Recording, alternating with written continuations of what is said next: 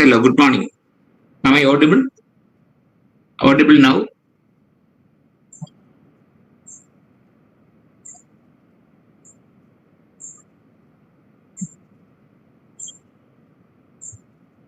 Okay. Morning.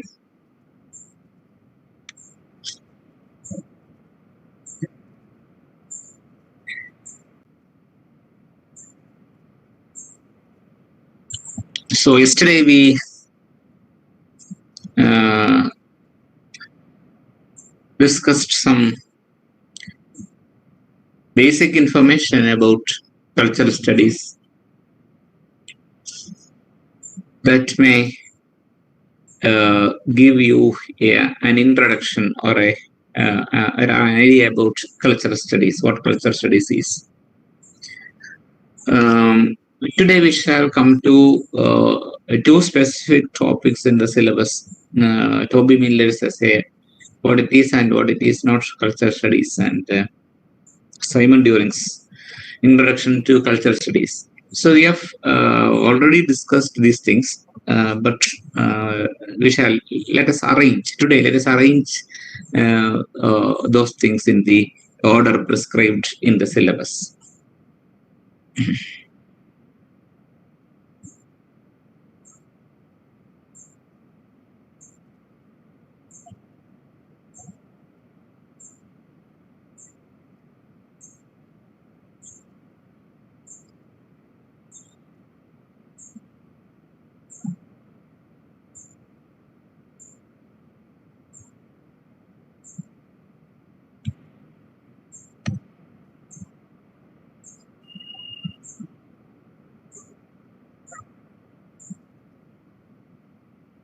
One minute.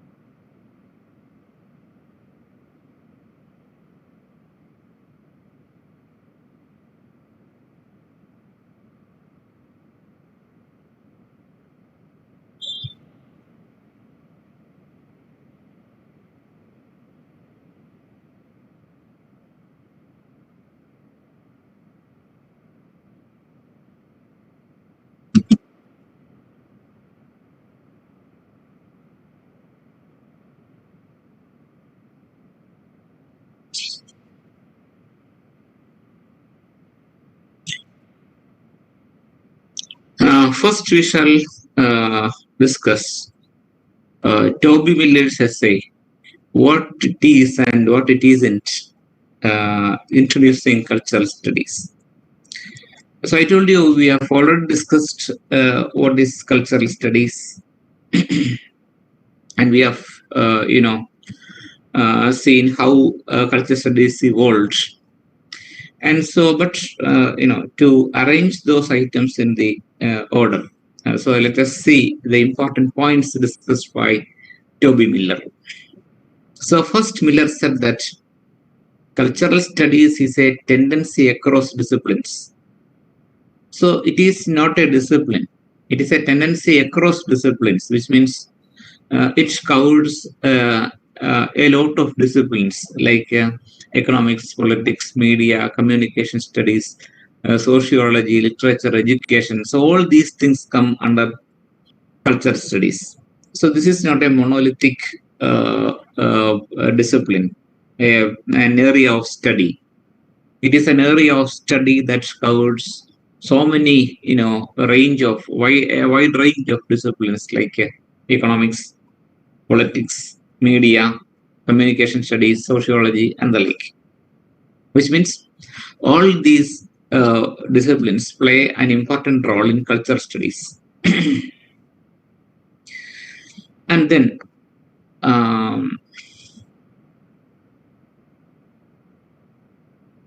So it is uh, different from um, canonical works of art. Canonical works of art means the standard works of art or canonical text always depend on a kind of authority.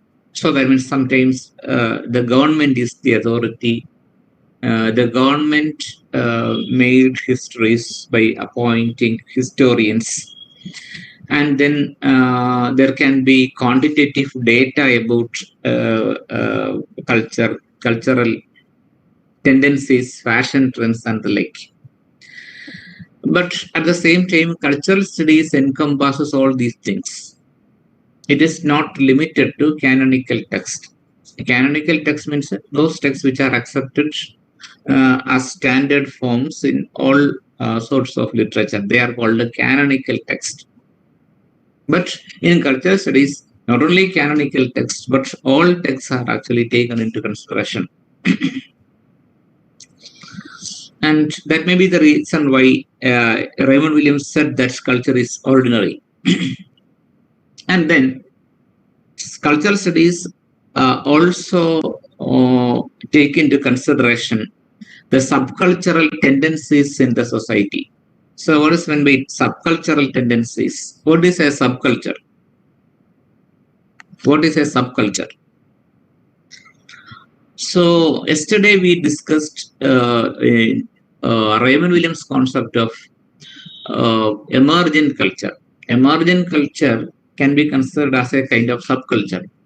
So that means in every culture, whether it is Western, Eastern, African, or Chinese, in all forms of culture, there can be a subculture.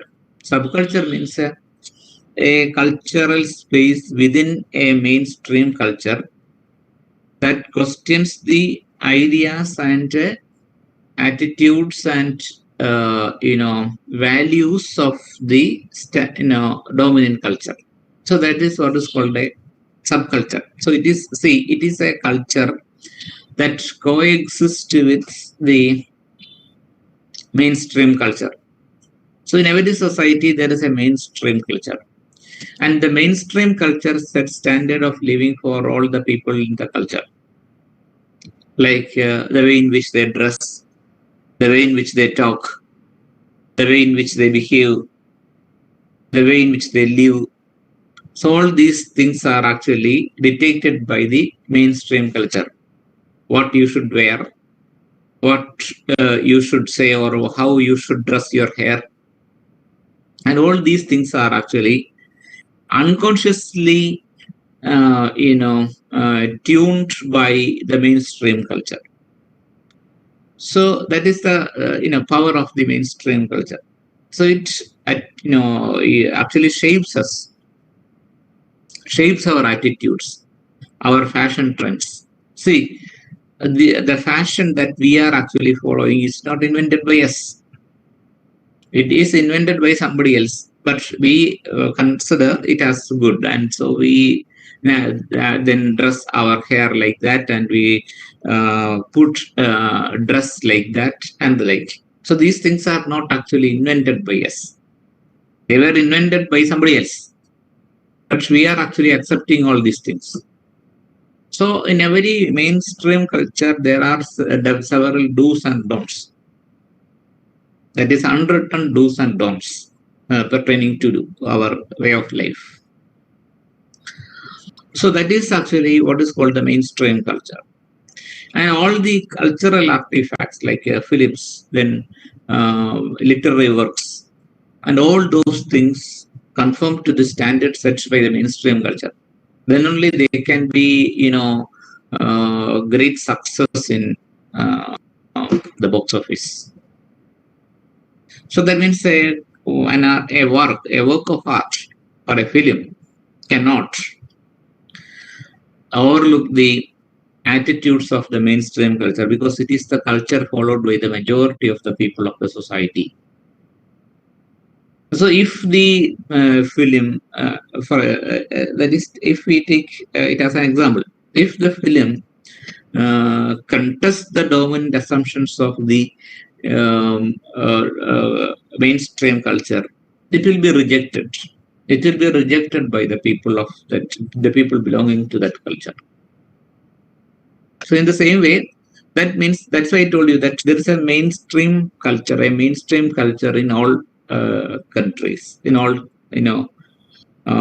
localities, and that mainstream culture actually dictates certain rules for the people, and the people consciously or unconsciously follow those rules.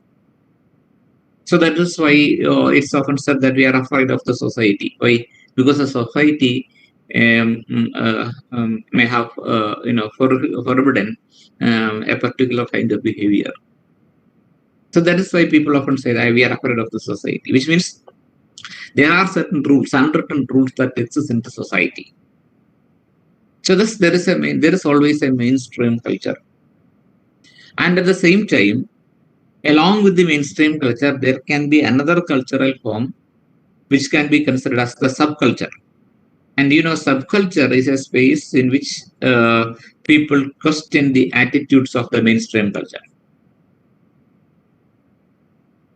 So naturally, they adopted. I mean, the subcultural people adopted different kinds of, artifacts or equipments or materials to contest the,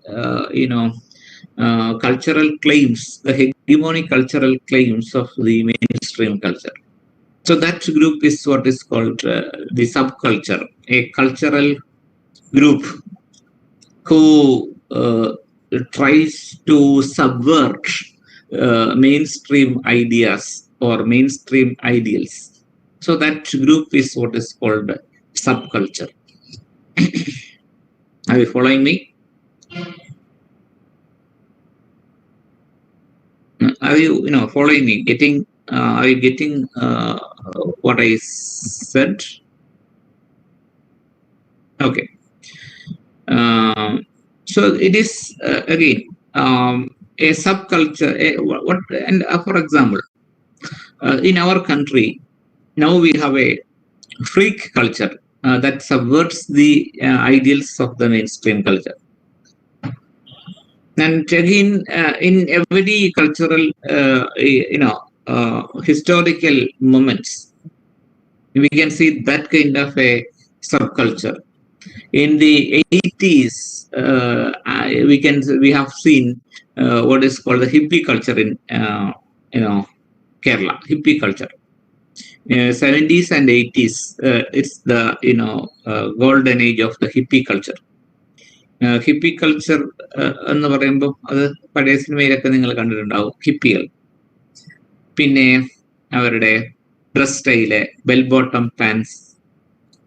so that sort of culture is a kind of subculture. And then the hippie movement originally started in the United States and in the in other Western countries. So the hippies, rejected mainstream cultural forms, and they have their own, forms of culture, and so they rejected the concept of decency dictated by the mainstream culture, and they used drugs, and they got involved in again so many cultural activities like music bands and the like. So, but later they metamorphosed into what we now call the freaks. ഫ്രീക്കന്മാരൊക്കെ അതിനകത്തുനിന്ന് വന്നതാണ്. ഈ freak അത് മെയിൻസ്ട്രീം കൾച്ചറിനെ contest ചെയ്തിട്ടാണ്. തലമുടിയൊക്കെ വെട്ടി നല്ല വൃത്തിയായി സുന്ദരനായി നടക്കുന്ന ഒരാളെയാണ് main stream culture നല്ല ആളായിട്ട് കണക്കാക്കുന്നതെങ്കിൽ, തലമുടിയൊക്കെ വെട്ടി പറിച്ച് അല്ലെങ്കിൽ നാനാവിധമാക്കിയിട്ട് അതിനെതിരെ പ്രതിഷേധിക്കുന്നവരാണ് ഈ പറയുന്ന സബ്കൾച്ചറൽ people. And again there is another form of culture called the counter culture. they include a lot of antisocial elements. So that means the antisocial elements from the perspective of the mainstream society. They indulged in drug peddling, free sex, and all sorts of things. And so they indulged in homosexual activities, then drug peddling. A lot of such criminal tendencies can be seen among them. So the society or a culture consists of all these people. I mean, it is not actually confined to a small group of people, but the society as a whole. That is why Raymond Williams said that culture is a whole way of life. So these people are also part of that culture. And their culture is called subculture, or what I now told you as counterculture. And counterculture, I told you, can be a dangerous group. And again, a lot of such subcultural groups are there in all the countries now. So like the British teddy boys, mods, then bikes, skinheads, punks, teen girls, rastas. So these are subcultural groups that existed in England. Teddy boys, then mods, bikers, skinheads, then punks, then teen girls, then rastas. So these are subcultural groups in Britain. And then I shall show you a small video clip. In which a very popular singer, Boy George, with his music band, interacts with the subcultural group.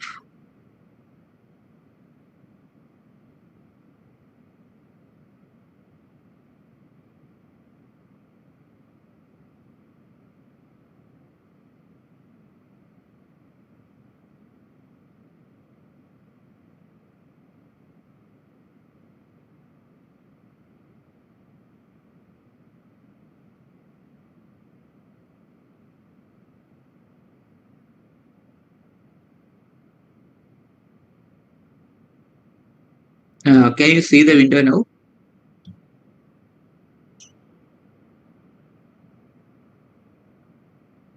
Hello, can you see this window?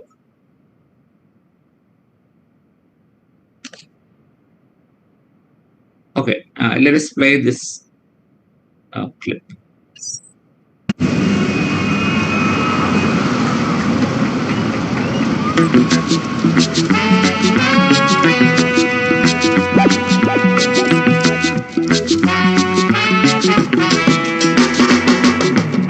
I am a poet in New York City. You can see a face in my shoes. I'm young and I'm alive. I've got nothing to lose. I dream a book, a lie, a kiss. So much to resist, and then I find you. I am fire, you are water. Nothing we can do. I walk into the room and light your fuse. Love is revolution. War and famine too. Feel the hunger in your heart. Let somebody love you. Let somebody love you.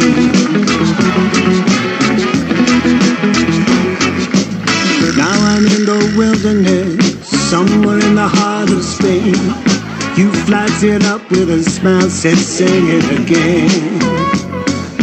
Dream a book, a lie, a kiss. So much to resist, and then I find you.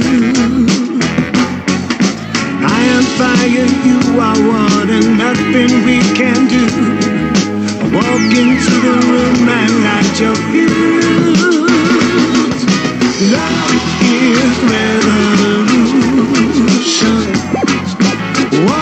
and famine too. Feel the hunger in your heart. Let somebody love you. Let somebody love you. Dive under a record, a boy or a girl in your hand. Could it be something I did or something you said? Dive under a record, a boy or a girl in your hand. When the two sevens come together, I'm gonna love you forever and ever. I'm fire, you are water. Nothing we can do.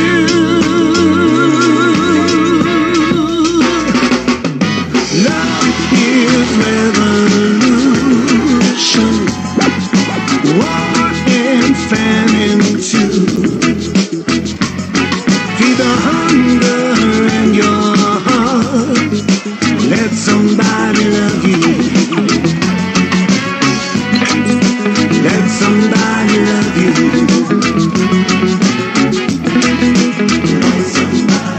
A dream, a lie, a book or a kiss. So much to resist, yeah. Gotta let someone love you. Need to let somebody love you.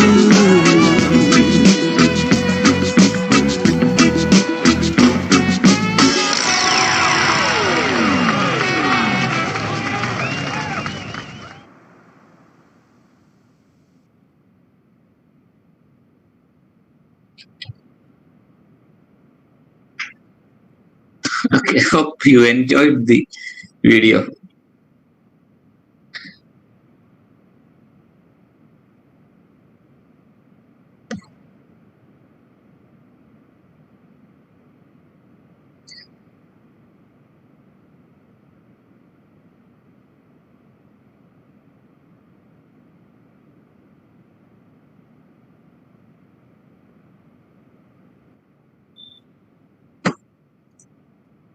Okay. Hello, are you there?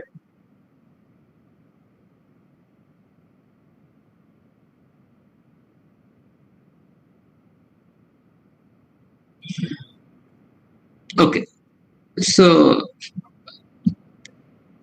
this is a very popular singer, Boy George, and so nice subculture. So the subcultural, so such subcultural groups can be seen, everywhere in the world.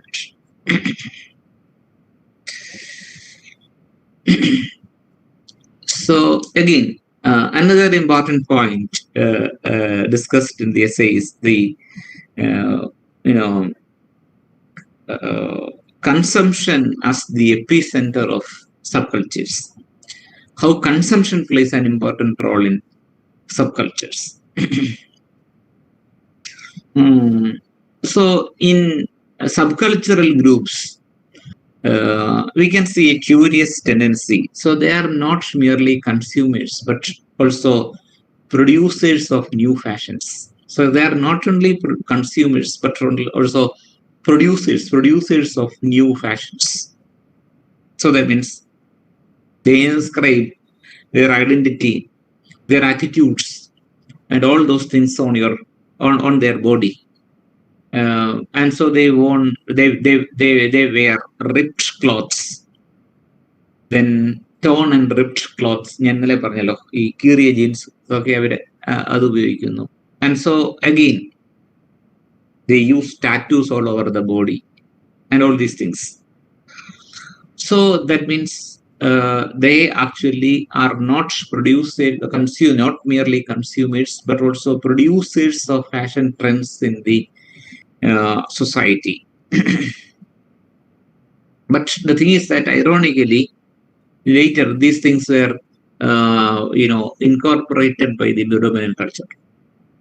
So their trends were accepted, or their trends would be accepted by the dominant culture in course of time.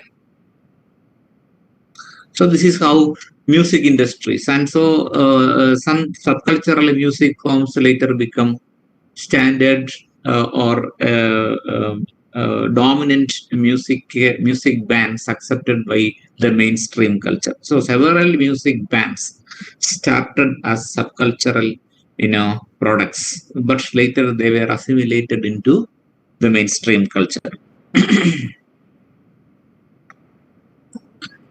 uh, and then again, Toby Miller has identified four founding fathers of British cultural studies. So we have discussed all these things yesterday.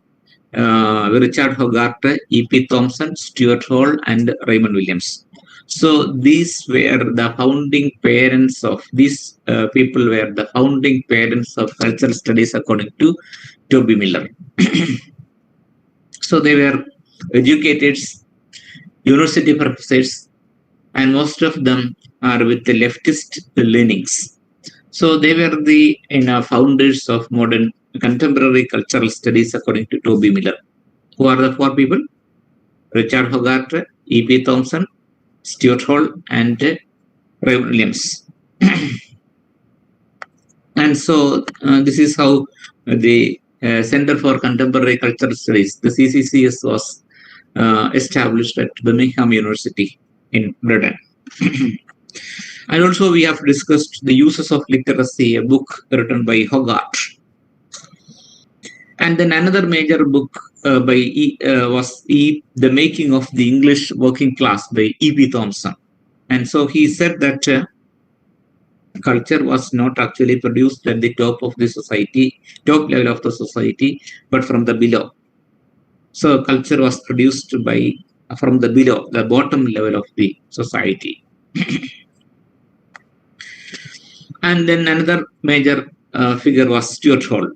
And Stuart Hall started as a deputy to Richard Hogarth, but later he became the director of the CCCS, Center for Contemporary Culture Studies. And so we shall discuss him in detail in another session, Stuart Hall. And then another major figure was Raymond Williams. And we discussed Raymond Williams too in the last session.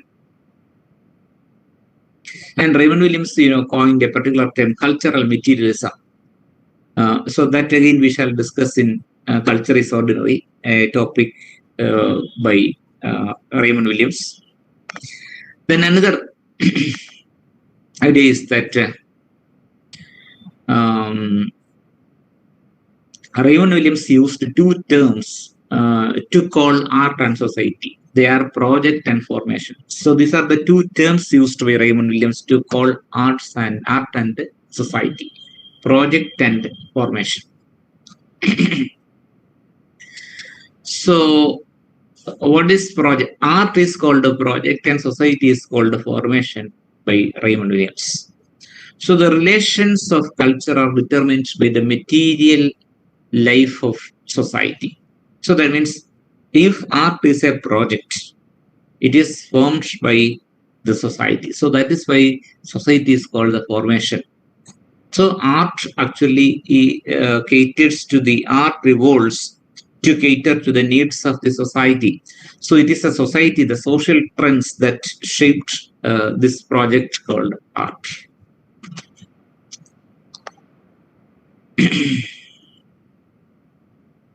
And then again, Williams' cultural materialism deals with all forms of culture, such as buildings. So even building, the architecture has a culture, a particular culture. Then films, cards, fashion, sculpture, and so on. So all these things are cultural. All these things belong to culture according to Raymond Williams. So these are the important points discussed in Toby Miller's essay. Hope it's clear. So because we have discussed all these things yesterday. Are you following me?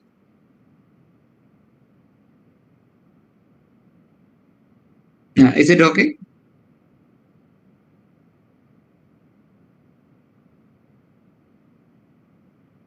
Yes.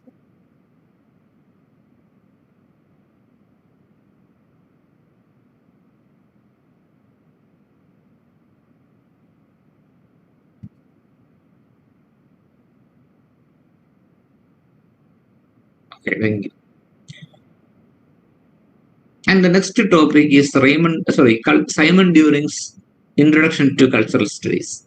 So this essay too deals with more or less the same ideas. And we shall discuss some important deviations from what we have already discussed.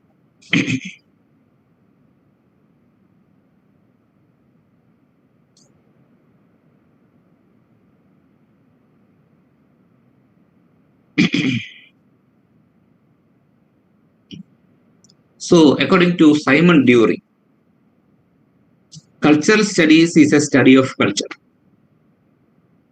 and contemporary culture can be analyzed in different ways.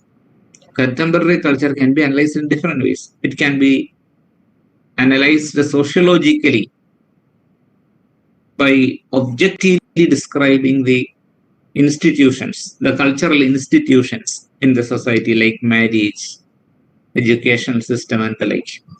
So the culture can be studied sociologically, and again, culture can be studied economically by giving importance to the patterns of economic relations that exist in the society. Then we can study culture critically.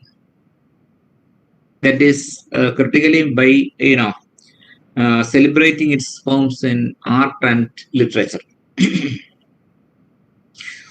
And then the first characteristic feature of cultural studies, according to Simon During, is subjectivity.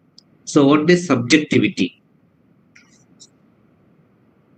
So subjectivity means the condition of being a subject. That is what's meant by subjectivity. The condition of being a subject. So subject means in Malayalam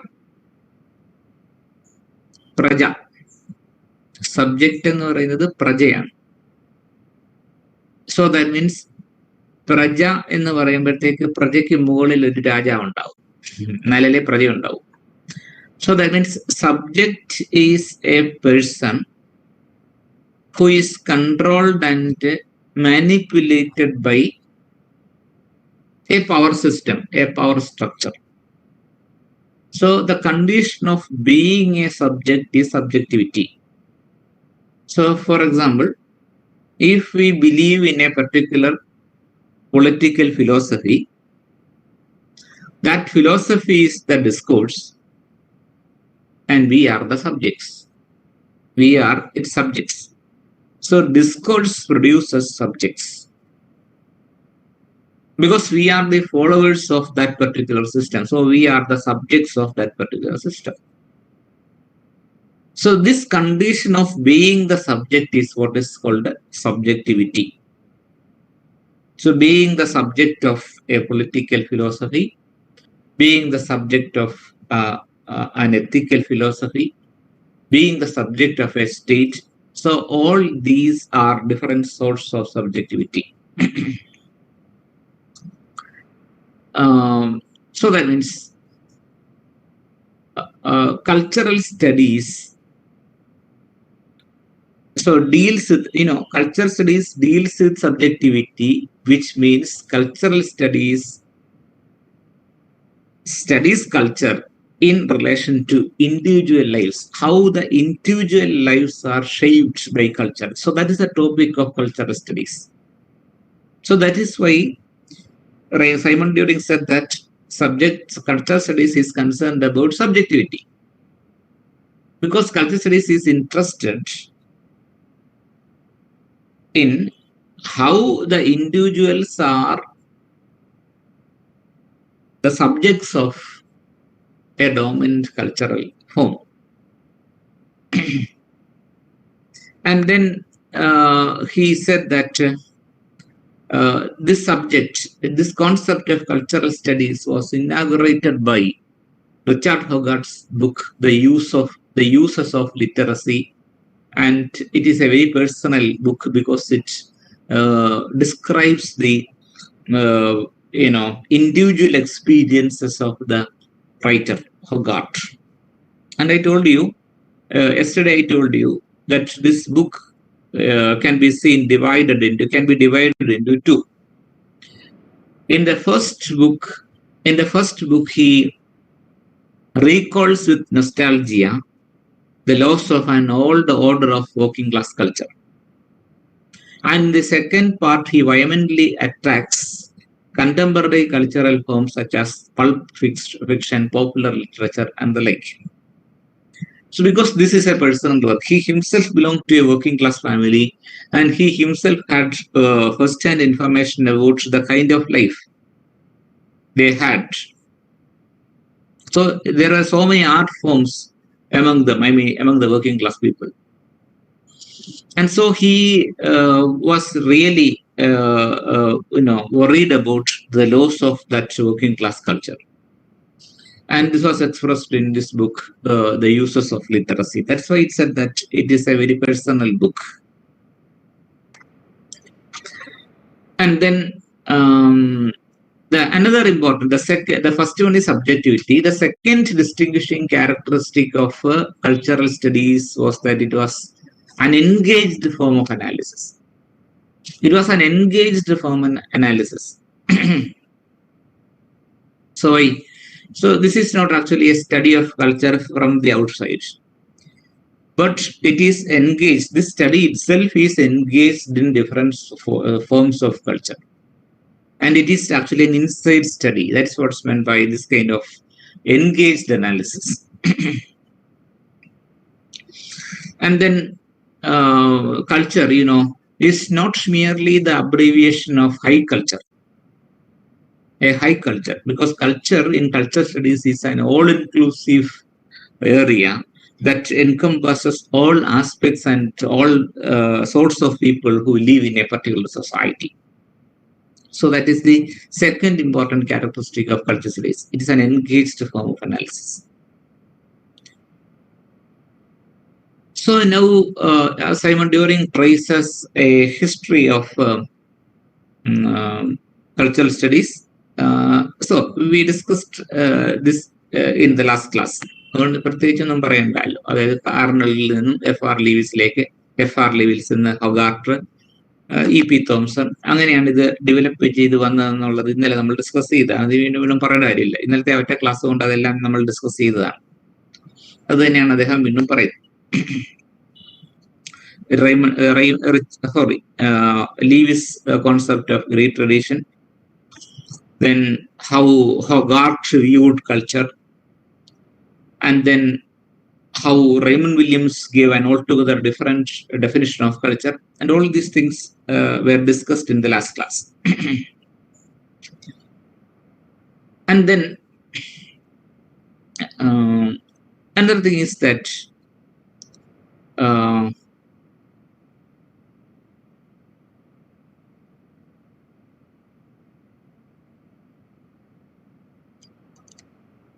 so there is a distinction between culturalism and structuralism, and that too we discussed in the last class. Culturalism and structuralism. Culturalism describes how culture, ordinary people make culture, how culture is made by ordinary people. Structuralism, on the other hand, describes culture as actually a kind of signification. It is a kind of signification. And because structuralism believes that culture is a signifying practice, because it makes different sorts of meaning to different kinds of people. So, for example, he analyzes the advertisement of the Marlboro Man. Marlboro, have you heard that term? Marlboro?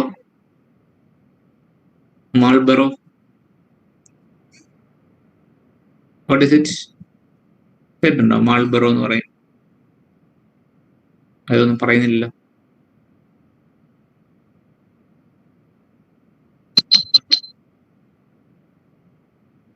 എന്താണ് Marlboro?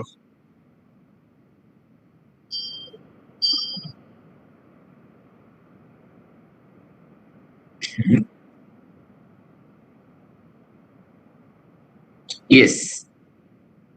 It's a brand of cigarettes, Marlboro.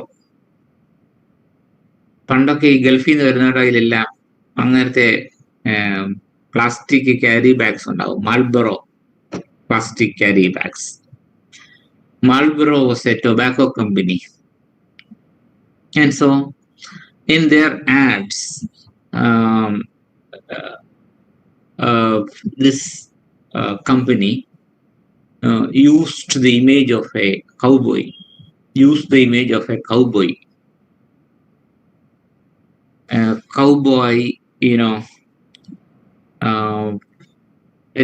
using the cigarette, smoking the cigarette. And so here, what does that image signify? The image of the Marlboro man, a cowboy, or a strong man using smoking the cigarette. What does it mean?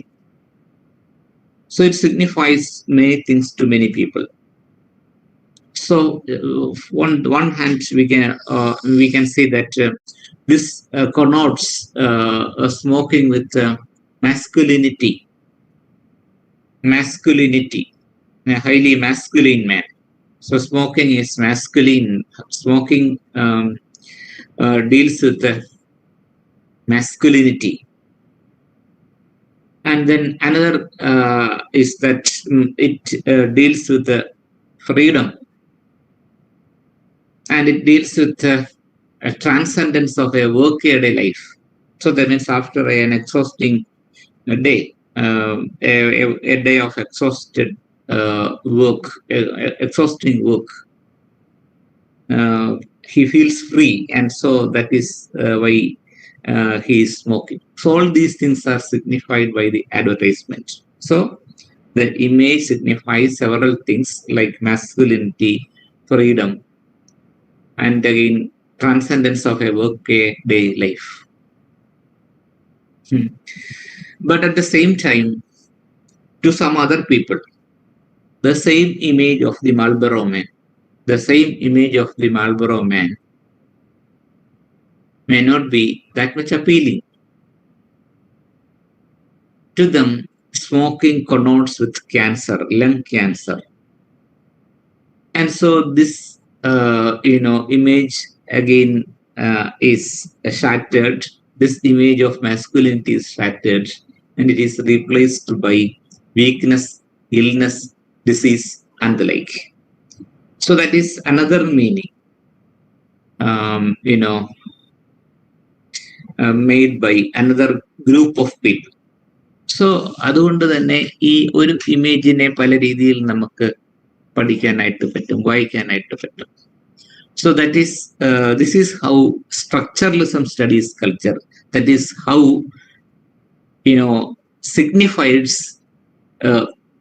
signify things, because culture is the domain of the signifiers, and how signifiers make sense is the topic of study from the structuralist perspective of cultural studies. Okay, is it clear now?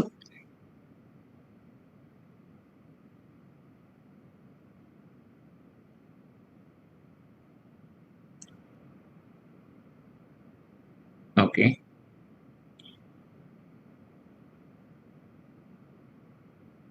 And then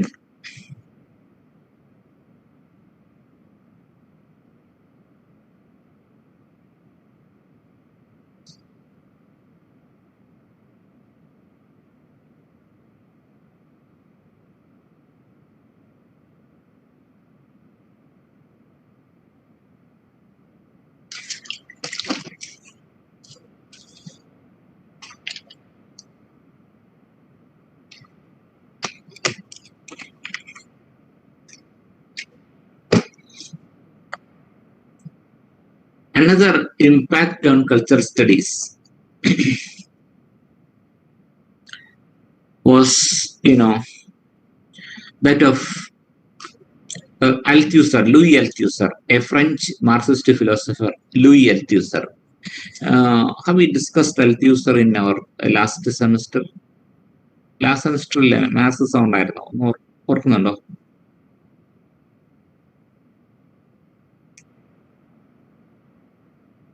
Marxism പഠിച്ചിട്ടുണ്ടോ last semester? അപ്പോൾ നമ്മൾ അൽത്തൂസറിനെയും പറഞ്ഞിട്ടുണ്ടാവുമല്ലോ അല്ലേ?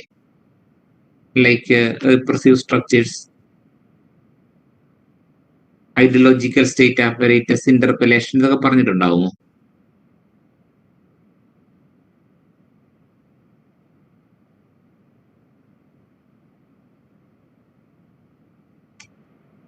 അൽത്തൂസറിനെ പറ്റി പറഞ്ഞിട്ടില്ലേ? അങ്ങനെന്നാണോ പറയുന്നത്?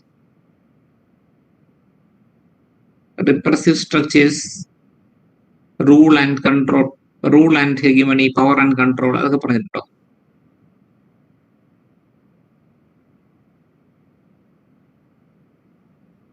ഐഡിയോളജിക്കൽ സ്റ്റേറ്റ് ആപ്പറേറ്റസ്, ഇന്റർപെലേഷൻ, ഇതൊക്കെ പറഞ്ഞിട്ടുണ്ടോ?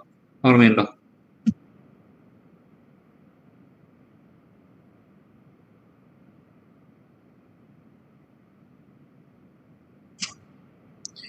The three strands of Marxist criticism, like reflection theory, then Frankfurt School, structuralist Marxism, ഉണ്ടോ? അതൊക്കെ പറഞ്ഞിട്ടുണ്ടോ? പഠിച്ചിട്ടുണ്ടോ അത്?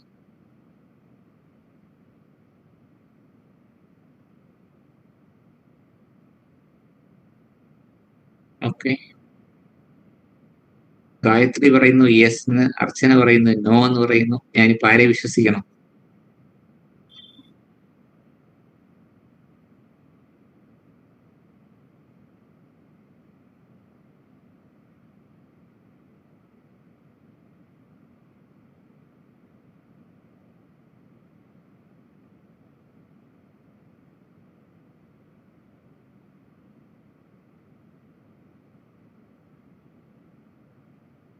Okay. The Marxist philosopher Althusser, he introduced structuralist Marxism, and he offered a particular definition of ideology. So that definition of ideology was different from Marx's concept of ideology. According to Karl Marx, ideology refers to the ruling ideas of the ruling class. The ruling ideas of the ruling class. So that is what Althusser said. Sorry, Marx said. The ruling ideas of the ruling class. Or according to Karl Marx, ideology refers to the ideas circulated by the ruling class to make the people obedient to them. That is ideology according to Marx. The ruling ideas circulated by the ruling class. A set of ideas circulated in the society by the ruling class to make the people obedient to them. So that means ideology is a negative term in Orthodox Marxism. Engels defined ideology as false consciousness.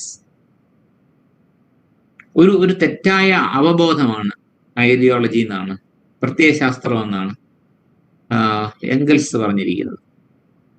എന്ന് പറഞ്ഞാൽ അങ്ങനെ ഒരു നുണകളുടെ ഒരു കൂമ്പാരം, അത് വെച്ചുണ്ടാക്കിയെടുക്കുന്ന ഒരു പ്രത്യയശാസ്ത്രം എല്ലാ സൊസൈറ്റിയിലും exist ചെയ്യുന്നു എന്നാണ് മാർക്സ് പറയുന്നത്. Ideology is false consciousness. Ideology refers to the idea circulated by the ruling class to make the people obedient to them. ആളുകളെ അനുസരിപ്പിക്കാൻ വേണ്ടി അവർ ഇറക്കുന്ന ഐഡിയാസ് ഞാൻ ഐഡിയോളജി എന്നാണ് മാർക്സ് പറയുന്നത്. But Althusser gave an altogether different idea about ideology. He said that ideology is the medium with which we relate ourselves to the world, to the external world. The medium with which we relate ourselves to the external world. And ideology, according to Althusser, is a set of ideas endowed with a historical existence at the heart of a given society. Endowed a set of ideas endowed with a historical significance at the heart of a given society. So that means it may consist of myths, folk tales, legends, stories, and all these things. So these constitute the ideology according to Althusser. So which means ideology is not at all a negative term in Althusser. Althusser Marxist philosopher ആണ്. പക്ഷെ അദ്ദേഹം പറയുന്ന ideology എന്ന് പറയുന്നത് ഒരിക്കലും marks പറയുന്നത് പോലെ ഒരു റെസ്ട്രിക്റ്റഡ് സെൻസിലല്ല. We are all ideological constructs എന്നാണ് അൽത്യൂസർ പറയുന്നത്. So our subjectivity itself is an ideology. We are all ideological constructs. We are constructs of ideology. We are constructed by ideology. നമ്മളെല്ലാവരും ഓരോ തരത്തിലുള്ള മറ്റു തരത്തിലുള്ള ഐഡിയോളജിയുടെ കൺസ്ട്രക്ട്സ് ആണ്. അതുകൊണ്ട് റൂളിംഗ് ഐഡിയാസ് മാത്രമല്ല ഐഡിയോളജി ആയിട്ട് അൽത്യൂസർ കണക്കാക്കുന്നത്. നമ്മൾ ആരാണ്, നമ്മൾ എന്താണെന്ന് നമ്മൾ ചോദിച്ചാൽ, നമ്മുടെ ബോധം എന്താണെന്ന് നമ്മൾ ചോദിച്ചാൽ, നമ്മളുടെ ബോധം എന്ന് പറയുന്നത് നമ്മൾ കേട്ടതും നമ്മൾ അറിഞ്ഞതും നമ്മളോട് പറഞ്ഞതും നമ്മൾ വായിച്ചതുമായ അനേകം കഥകളിൽ നിന്നും മിത്തുകളിൽ നിന്നും കഥകളിൽ നിന്നും അതുപോലെയുള്ള ആശയങ്ങളിൽ നിന്നും നമ്മൾ ഉണ്ടാക്കിയെടുത്ത ഒന്നാണ് നമ്മൾ. അല്ലാതെ ആരോ പറഞ്ഞു പഠിപ്പിച്ചത് മാത്രമല്ല. നമ്മൾ തന്നെ നമ്മളെ നിർമ്മിച്ചെടുത്തിരിക്കുന്ന ഒരു വസ്തുതയാണ് നമ്മൾ എന്നാണ് അൽത്യൂസർ പറയുന്നത്. And it is the medium with which we relate ourselves to the external world according to Althusser. അതായത് നമ്മൾ നമ്മുടെ പുറം ലോകവുമായിട്ട് ബന്ധിപ്പിക്കുന്നത് ഐഡിയോളജി വഴിയാണ്. എന്ന് വെച്ചാൽ ഫോർ എക്സാമ്പിൾ നമ്മളിപ്പോ നോക്കിക്കേ, പുറത്തേക്ക് നോക്കുന്നു, അപ്പോൾ നമുക്ക് അവിടെ ഒരു മരം നിൽക്കുന്നത് കാണുന്നു. ഈ മരം നിൽക്കുന്നത് കണ്ടപ്പോഴത്തേക്കും നമുക്ക് പെട്ടെന്ന് ഈ മരത്തിനോട് ഒരു ആറ്റിറ്റ്യൂഡ് ഉണ്ടാകാം. എന്തൊരു ശല്യം, അല്ലെങ്കിൽ എന്തൊരു നല്ല മരം. ഇങ്ങനെയൊക്കെ നമുക്ക് തോന്നുന്നത് നമ്മളിൽ അടങ്ങിയിരിക്കുന്ന ഐഡിയോളജിയുടെ ഒരു പ്രകടനമാണത്. അതുകൊണ്ട് നമ്മൾ എന്ത് പുറമേ കണ്ടാലും നമ്മൾ എന്താണ് കാണുന്നത് എന്നുള്ളതും നമ്മൾ അതിൽ നിന്ന് എന്ത് മനസ്സിലാക്കുന്നു എന്നുള്ളതും it depends on our ideology. So this is how Althusser defined ideology. So that means individuals are constructs of ideology according to Althusser. And that is why he introduced that concept called interpellation, INTRPLLATION, interpellation. And in interpellation is actually hailing, calling. A lot of ideologies are working around us and they are all calling us. Sometimes we answer the calls of some ideologies and thus we become attached to those ideologies. So thus we become a construct of that kind of an ideology. And this is what is called interpellation according to Althusser. So all these things influence cultural studies. So according to him, individuals are sucked into ideology so easily. So individuals are sucked into ideology so easily because it helps them to make sense of the world. It is through our ideology that we make sense of the world. നമുക്ക് ഓരോരുത്തർക്കും ഓരോന്നിനുള്ള കാഴ്ചപ്പാട് എങ്ങനെ കിട്ടിയതാണ്? നമ്മുടെ മനസ്സിലിരുന്ന് നമ്മളെ സ്വാധീനിക്കുന്ന ഐഡിയോളജിയുടേതാണ്. And so he emphasized the concept of polysemy, POLY, polysemy. So it's a technical term that refers to a particular signifier that makes different meanings in different contexts and on different occasions. So an example is the Marlboro Man. The same signifier makes two different meanings to two different groups of people. To one group, he is toughness, masculinity, freedom and the like, but another group, it is cancer. So these are actually this is what is called a polysemy. So that means making different meanings from the single signifier, the same signifier.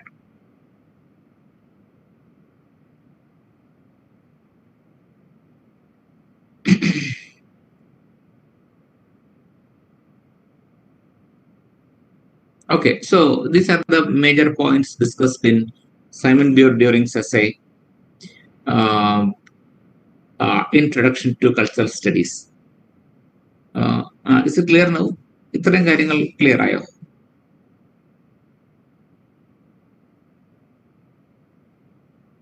And one more point, that is what's called the cultural capital. അതുകൂടെ പറയാം.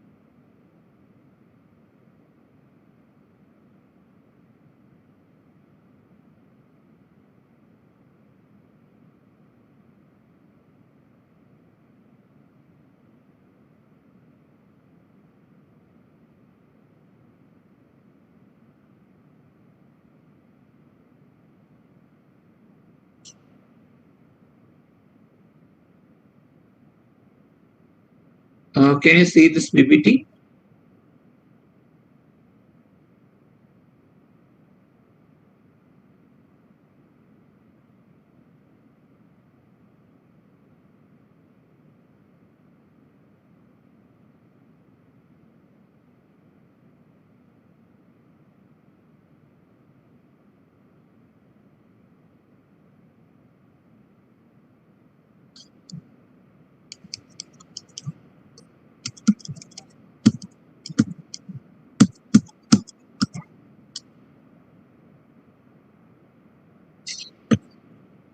Okay, this is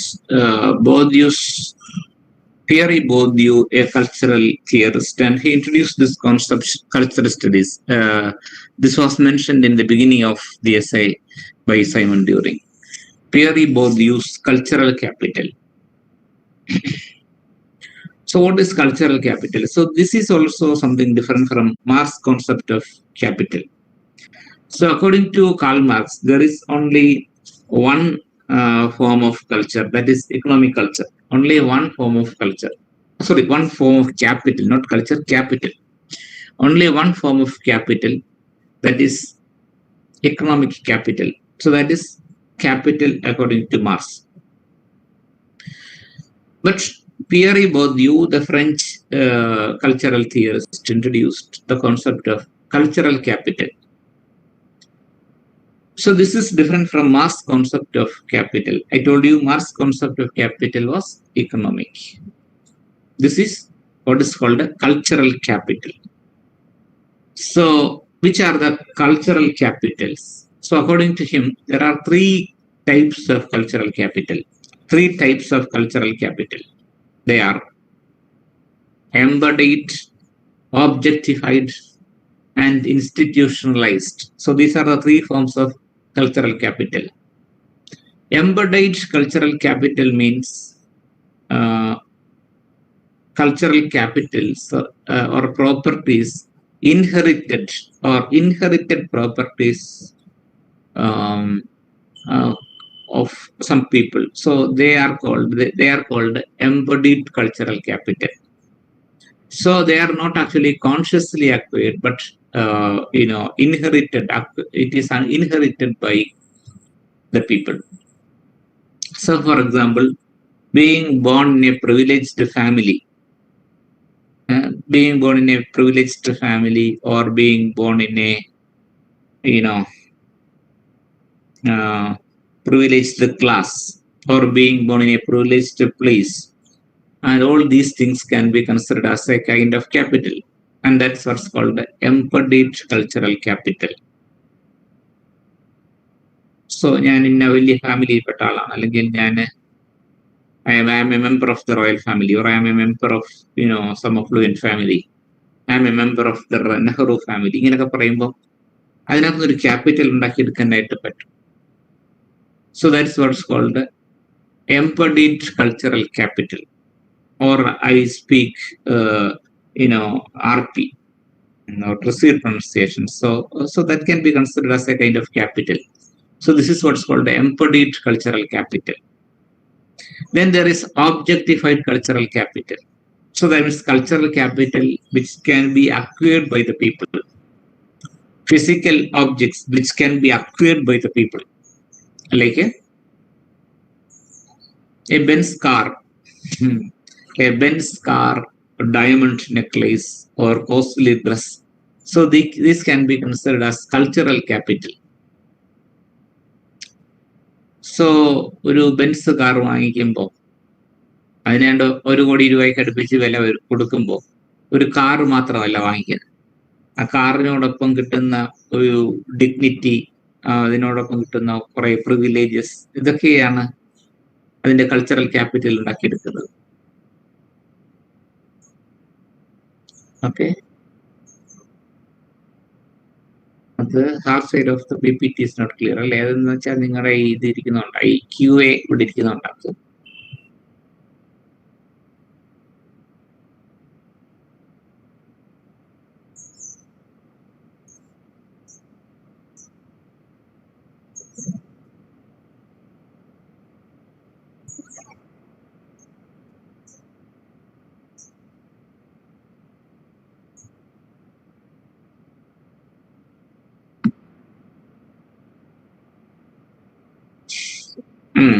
അല്ല, മാറ്റാൻ പറ്റത്തില്ല. അത് സാരമില്ല, ഇത്രയേ ഉള്ളൂ സംഗതി, ഇത് മാത്രമേ ഉള്ളൂ. നമ്മളത്തെ ടോപ്പിക്ക് കടക്കുന്നതിന് മുമ്പ് ഇത് പറയുന്നതേ ഉള്ളൂ. ഓബ്ജക്റ്റിഫൈഡ് ഈസ് ആക്ച്വലി, അതാ ഞാൻ പറഞ്ഞു, ഒരു ബെൻസ് കാർ വാങ്ങിക്കുമ്പോൾ കാറിനോടൊപ്പം നമ്മൾ വേറെ ഒത്തിരി കാര്യങ്ങൾ, ഡിഗ്നിറ്റി, സ്റ്റേറ്റസ്, ഇങ്ങനെ പല പല സംഭവങ്ങളും കൂടെ കിട്ടുന്നുണ്ട്. And that can be consider as A kind of capital. So the possession of physical objects, so which is a kind of objectified cultural capital. Then institutionalized cultural capital, that is like getting university degrees, awards, Padma Shri, Padma Bhushan. So this can also be considered as a kind of capital. So there are these three forms of capital: cultural capital, embodied, objectified, and institutionalized cultural capital. So this is a term introduced by Pierre Bourdieu. Okay, is it clear now?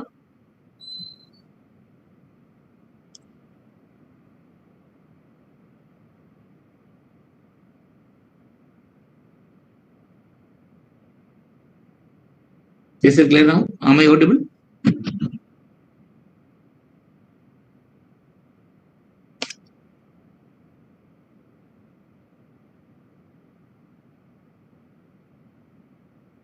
Okay, now we shall, have a short break before going to the next topic, that is cultural in the culture industry, which is the next topic in the syllabus. Okay, we shall have a break. I shall be back in 5 minutes.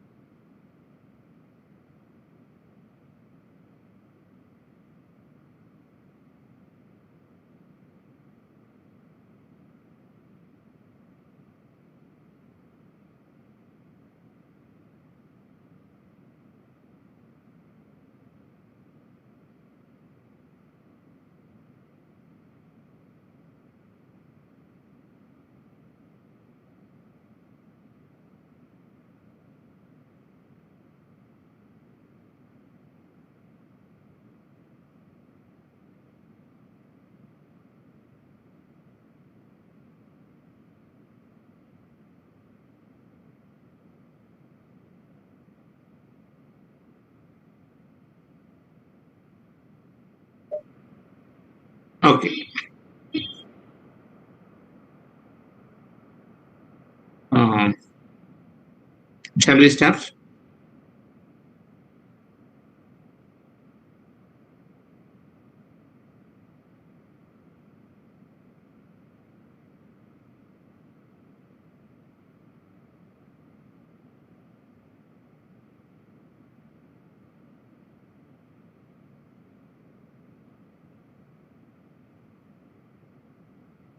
Can you see the PPT now?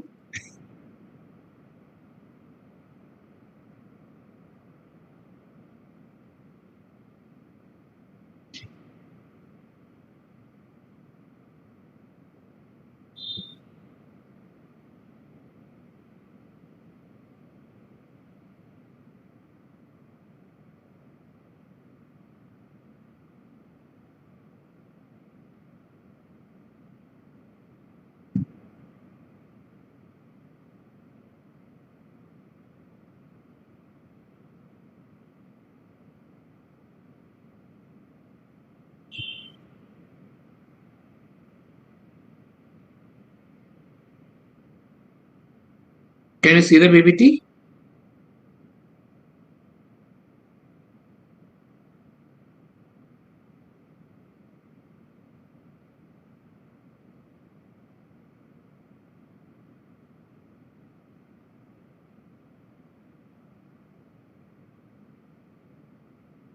Okay, Mira. Is it visible now?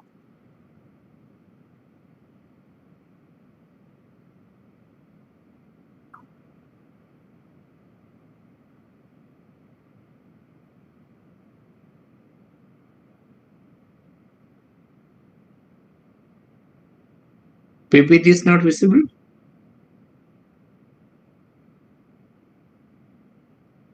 Okay, let me check.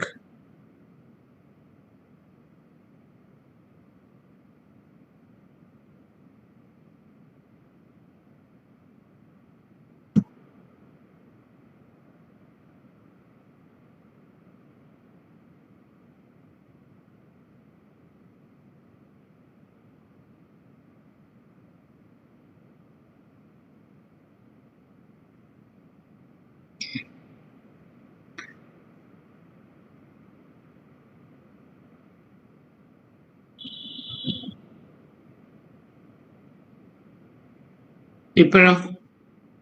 ഇപ്പോഴും കാണാൻ പറ്റുന്നില്ലേ?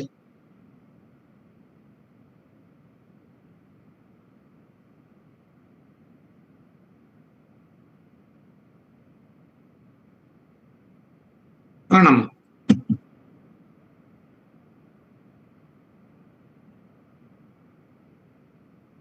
ശരി, എന്താ?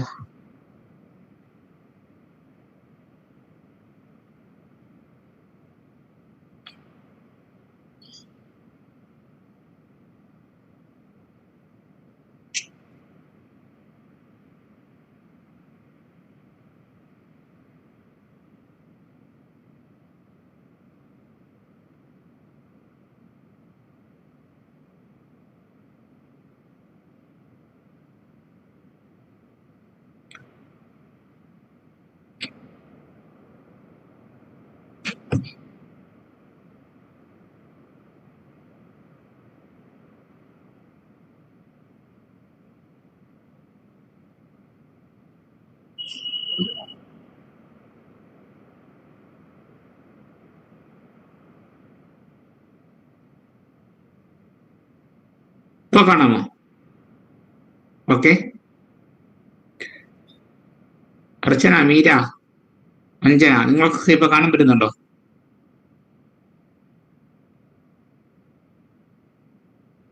Okay okay okay, ശരി ശരി.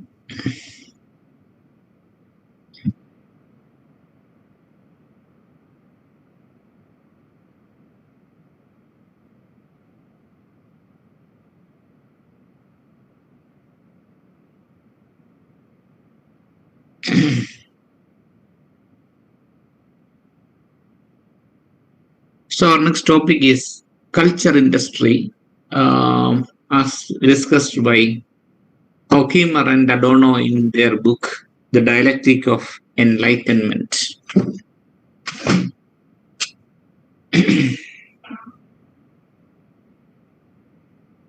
Okay.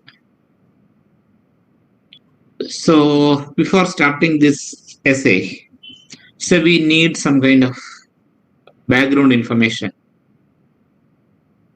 So this book, The Dialectic of Enlightenment, was very important one in the Frankfurt School, an important contribution of the Frankfurt School of Marxist criticism.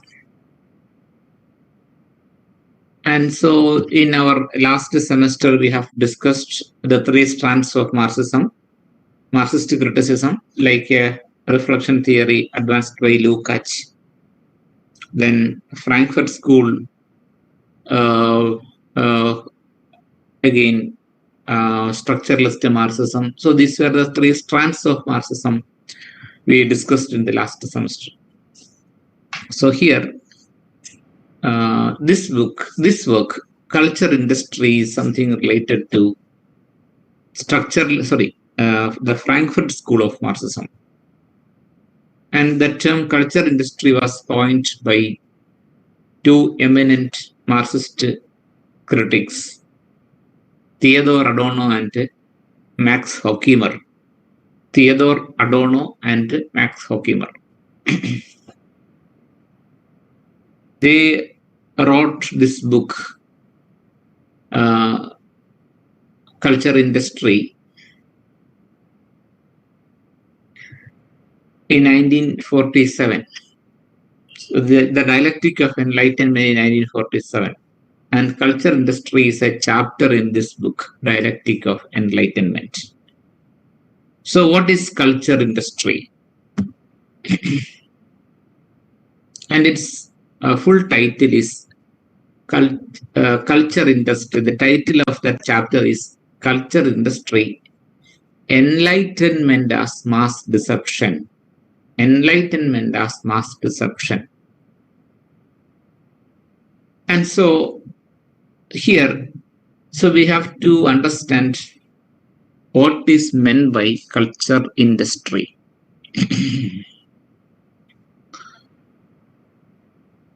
So in the 20th century, I told you, there were several drastic changes in the field of technology and scientific inventions. So better communication means were introduced. First, the radio was introduced, then the television, and then the newspapers and magazines flourished at the beginning of the 20th century. And then because printing became very cheap at the beginning of the 20th century because of better technologies. So better and easy technology, printing became cheaper. So the publication industry flourished. And also, I told you, the people at the beginning of the 20th century were very literate, more literate than their predecessors in the 19th or 18th centuries, because compulsory education was introduced in most of the European countries. So compulsory education was introduced, and children below a certain age were sent to school, had to be sent to school. And so thus the rate of literacy increased. And naturally, people turned to reading. They turned to reading. And so because that was the only time pass at that time, reading. There were no Facebook, mobile phones, or there was not even the internet. Then television was not, popular and, common at that time. And so people turned to reading. So to cater to the needs of the people, different kinds of publications were there. Periodicals and magazines sprouted, and a lot of magazines and periodicals were there. And in India, there was a very, famous weekly called Illustrated Weekly of India. Now it's not there. Illustrated Weekly. So the publication industry flourished at the beginning of the 20th century. And color printing was introduced. And so magazines became very popular. And there were several types of magazines, like spicy magazines that promoted yellow journalism. Then, pulp fiction, pulp novels. I mean, they are very popular, full of melodramatic elements like, revenge, murder, investigation, and the like. So, naturally, the industrial sector became very interested in this kind of cultural productions, and also the films started. Films became immensely popular in the beginning of the 20th, in the first half of the 20th century. Films became popular. So soon the industrialists became interested in films and literature. Why? Because they found them as, means to make money. So they turned to the publication industry. The industrialists then turned to the publication industry. So through publications, they could make money. And also they invested money in filmmaking.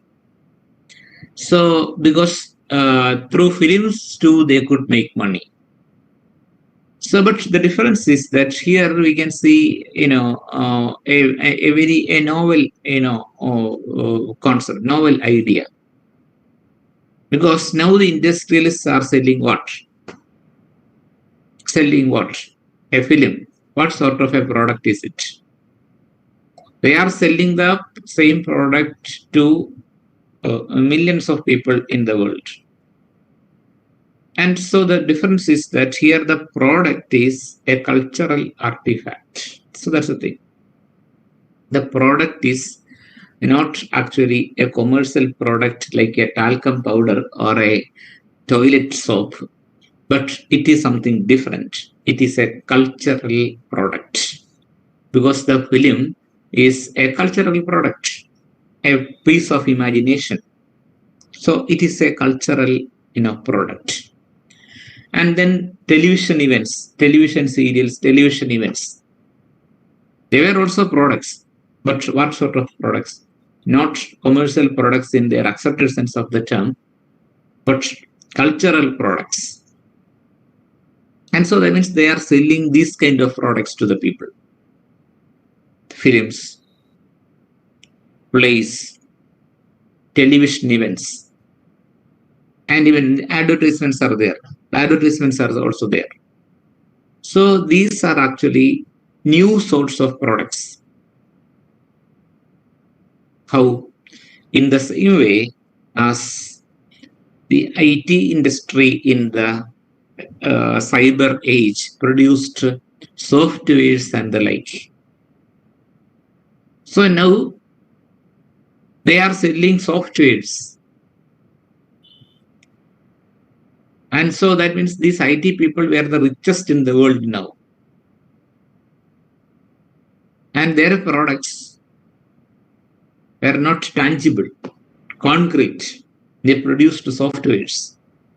In the same way, in the first half of the 20th century, they produced films, magazines, television events, and so they sold these things to the people. Then a lot of film companies evolved, like the 20th Century Fox. And so they deal with, cultural products. So this industrialists or the businessmen found an opportunity to make money through investments in culture. So that means cultural product become a kind of commodity which can be sold and bought in the market. So that means culture is now dominated by this kind of commodities. And another thing is that to market a commodity, and again, another aspect of the same industry is that on one level, they can definitely make money out of selling these products to the people. But more than that, there is another unknown or a less viewed dimension to this industry. What is it? That is somewhat more, dangerous or more important aspect of this kind of culture industry. As I told you, on one level, they could make money out of selling the cultural products to the people, like a film. But more than that, or more significant than that, it has another dimension. That is, these cultural products can make a congenial climate in which capitalists can make more money. They can make a congenial climate to make money, for the capitalists to make money. So that means when a new product is, introduced, for example, people buy these products. How? Because they find that it is good. And how do they find that it is good? It is here that culture industry works. Where people say that this was the product used by the hero of the film, so I am using this. So that product, to sell that product, they needed the help of the film or the cultural products. So they produced different kinds, not only advertisements, but through the films and books, they can actually circulate those kinds of ideas. And this is obvious in the advertisement industry. 1 second.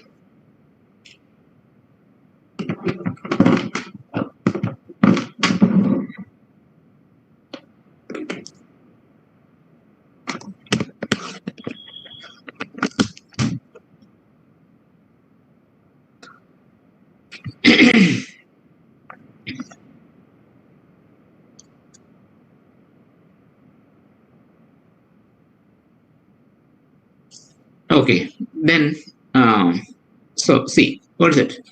So when a product, an unnatural product is marketed,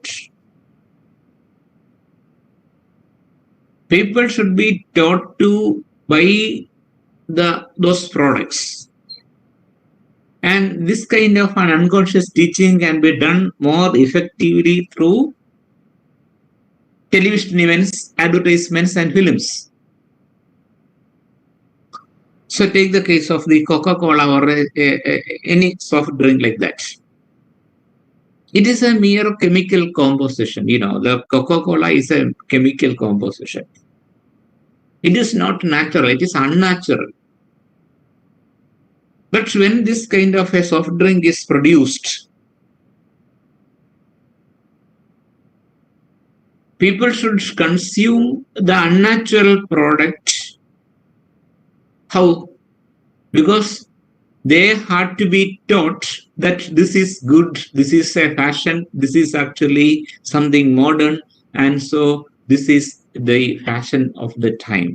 So they have to be made to believe so. And this is the duty of culture industry. So after an exhausting stunt scene, the hero drinks cola or Coca-Cola, and he becomes very energetic. And when the people, this is just an example, when the people see this kind of a scene in the cinema, definitely they may think that this is good. A lot of natural, so that means the thing is that this unnatural chemical drink replaced so many good, healthy, wholesome, natural drinks.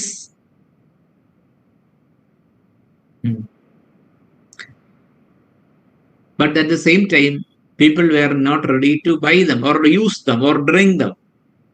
No need to buy, even they could be made at home. No need to buy. But they would not do, people would not do so because they had been taught that this is good, this is the fashion of the day. So cricket കണ്ടോണ്ടിരിക്കുന്ന ചെറുക്കൻ്റെ അടുത്ത് കൊണ്ടുപോയി ഒരു glass കഞ്ഞിവെള്ളം കുടിക്കുന്നു പറഞ്ഞാൽ കഞ്ഞിവെള്ളം കുടിച്ചാൽ കുടിക്കൂ, അല്ലെങ്കിൽ ഇതാകുന്ന മോരും വെള്ളം കുടിക്കൂ എന്ന് പറഞ്ഞാൽ കൊടുത്താൽ കുടിക്കുകയില്ല. കാരണം എന്താ? കുടിക്കാത്തതിന്റെ കാരണം എന്ന് പറയുന്നത് അതൊക്കെ എന്തോ പഴഞ്ചൻ ഏർപ്പാടാണെന്നുള്ള തോന്നൽ നമ്മുടെ മനസ്സിൽ ഉണ്ടാക്കി തന്നു.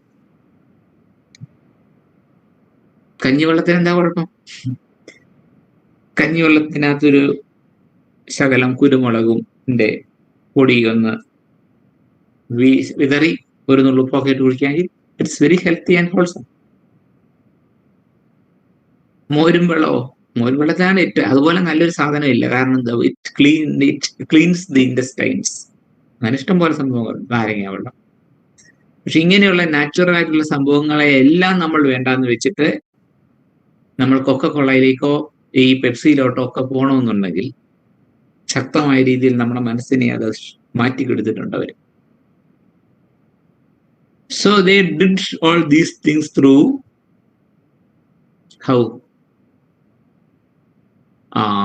this kind of culture industry. അവര് കൾച്ചർ ഇൻഡസ്ട്രി ഉണ്ടാക്കിയെടുത്തു, കൾച്ചർ ഇൻഡസ്ട്രിയിലൂടെ. Because these were the people, the industrialists who sponsored cricket and such sports events. ഈ ടി വി എന്ന് പറഞ്ഞൊരു സാധനം ഇല്ലായിരുന്നെങ്കിൽ ക്രിക്കറ്റ് എന്ന് പറഞ്ഞൊരു സംഭവമേ ഉണ്ടാകത്തില്ലായിരുന്നു. ക്രിക്കറ്റ് എന്ന് പറഞ്ഞൊരു സംഭവമേ ഉണ്ടായില്ലായിരുന്നെങ്കിൽ കോള എന്നൊരു സംഭവമേ ഉണ്ടാകില്ലായിരുന്നു. ക്ലിയർ ആയോ? അപ്പോ ആ തരം ഒരു എന്താ പറയുന്നത് ബ്രെയിൻ സ്റ്റോമിങ്, ബ്രെയിൻ വാഷിങ് നടത്താനായിട്ട് കൾച്ചർ ഇൻഡസ്ട്രിക്ക് അല്ലെങ്കിൽ കൾച്ചറിന് പറ്റും എന്ന് ഇൻഡസ്ട്രി തിരിച്ചറിഞ്ഞു. സോ അതുകൊണ്ടാണ് അവരെന്ത് ചെയ്യുന്നു, ഈ ഇതിനെ കൾച്ചർ ഇൻഡസ്ട്രിയെ പ്രൊമോട്ട് ചെയ്യുന്നത്. So that means they not only make money, they could not only make money by selling these products, they could also make a congenial climate for the capitalists to exist, triumph in this world. അതാണ് സംഭവം. കോൾഗേറ്റിന്റെ ഒരു പരസ്യം കണ്ടിട്ടുണ്ട്. Colgate ആണ്, close-up ആണ്. ക്ലോസപ്പിന്റെ ഒരു പരസ്യം കണ്ടിട്ടുണ്ടോ? അതായത് a boy is going to propose a girl, but പഴയ അഡ്വർടൈസ്മെന്റ് ആണ്. But when he opens his mouth, he turns away and and walked away from him. അപ്പോൾ അവൻ തിരിച്ചറിഞ്ഞ സംഭവം പ്രശ്നമാണെന്ന് മനസ്സിലായി. അവൻ നേരെ പോയി എന്നിട്ട് എന്ത് ചെയ്തു, ക്ലോസപ്പ് ഇട്ട് പല്ല് തേച്ചിട്ട് വീണ്ടും ചെന്ന് പെണ്ണിന്റെ അടുത്ത് ചെന്നിട്ട് പെണ്ണിന്റെ മുഖത്തോട്ട് ഇങ്ങനെ ഊതിയപ്പം immediately she fell in love with him. ഇതാണ് സംഭവം. അപ്പോ ഇതിനകത്ത് നിന്ന് എന്ത് മനസ്സിലായി? പെണ്ണിനെ പ്രപ്പോസ് ചെയ്യാൻ പോകുമ്പോൾ കോൾഗേറ്റ് ഇട്ട് ക്ലോസപ്പ് ഒക്കെ ഇട്ട് പല്ലൊക്കെ തേച്ചിട്ട് വേണം പോകാൻ, അല്ലെങ്കിൽ പെണ്ണ് തിരിഞ്ഞുകൂടും. അപ്പോ നമ്മൾ പ്രണയത്തിന് എന്താണ് ക്ലോസപ്പ് ഭയങ്കര അത്യാവശ്യമായ ഒരു സംഭവമാണെന്ന് മനസ്സിലായില്ലേ? അതേപോലെ തന്നെ. അപ്പം നമ്മൾ ആലോചിക്കണം, പണ്ട് കാലത്ത് ഈ നളനും ദമയന്തിയൊക്കെ എങ്ങനെയാണോ പ്രേമിച്ചിരുന്നത് നമ്മൾ ആലോചിച്ചു. അവർ ഈ ക്ലോസപ്പും കോൾഗേറ്റും ഒന്നും ഇല്ലാതിരുന്ന സമയത്ത് എങ്ങനെ പ്രേമിച്ചു എന്നുള്ളതാണ് പ്രശ്നം. അപ്പൊ അതിന്റെ കാരണം എന്താ വെച്ചാല് നമ്മൾ ശ്രദ്ധിച്ചാൽ മതി, നമ്മളിൽ മിക്കവർക്കും പല്ലിന് കേടുണ്ട് ഇല്ലേ? ചെറിയ പ്രായത്തിൽ തന്നെ പല്ല് കേടായി തുടങ്ങി നമ്മുടെ പല്ല്. പക്ഷെ നമ്മുടെ പഴയ ജനറേഷനെ നോക്കിക്കോ, ഭയങ്കര പല്ല, ഒരു കുഴപ്പമില്ല. അവർ പല്ലും തേക്കത്തില്ല, ക്വാളിറ്റി ഉപയോഗിക്കത്തില്ല, ഒന്നും. പക്ഷേ പല്ലിന് നല്ല ബലമാണ്. അവരുപയോഗിച്ചിരുന്നത് കുറച്ചുകൂടെ നാച്ചുറലായ സംഭവങ്ങളാണ്. ഉമിക്കരി, മാവിന്റെ ഇല, വേപ്പിന്റെ ഇല, ഇതൊക്കെ ഉപയോഗിച്ചാണ് പണ്ടുള്ള മനുഷ്യന്മാരൊക്കെ പല്ല് തേച്ചുകൊണ്ടത്. അന്നേരം അവർക്ക് വായ്നാറ്റവും ഇല്ല, പല്ലിന് കുഴപ്പമില്ല, ഒന്നുമില്ല. നമ്മൾ വളരെ കെമിക്കലി ഇതായിട്ടുള്ള സംഭവമാണ്. അപ്പൊ നമ്മൾ ആലോചിച്ചോ, ഉമിക്കരിയൊക്കെ ഇട്ട് മാവല കൊണ്ട് നന്നായിട്ട് പല്ല് തേച്ച് നമ്മുടെ പല്ല് നല്ല ഹെൽത്തി ആയിട്ടിരുന്ന ഒരു കാലത്ത് നിന്നും നമ്മളെ ക്ലോസപ്പിന്റെ കാലത്തിലേക്ക് മാറ്റിയതാരാണ്? ഇവരാണ്. ഈ അഡ്വർടൈസ്മെന്റ് ഇൻഡസ്ട്രി അല്ലെങ്കിൽ ഈ പറയുന്ന culture industry. Is it clear now? So that means they can manipulate people. This is what I'm trying to say. Clear ആവുന്നുണ്ടോ?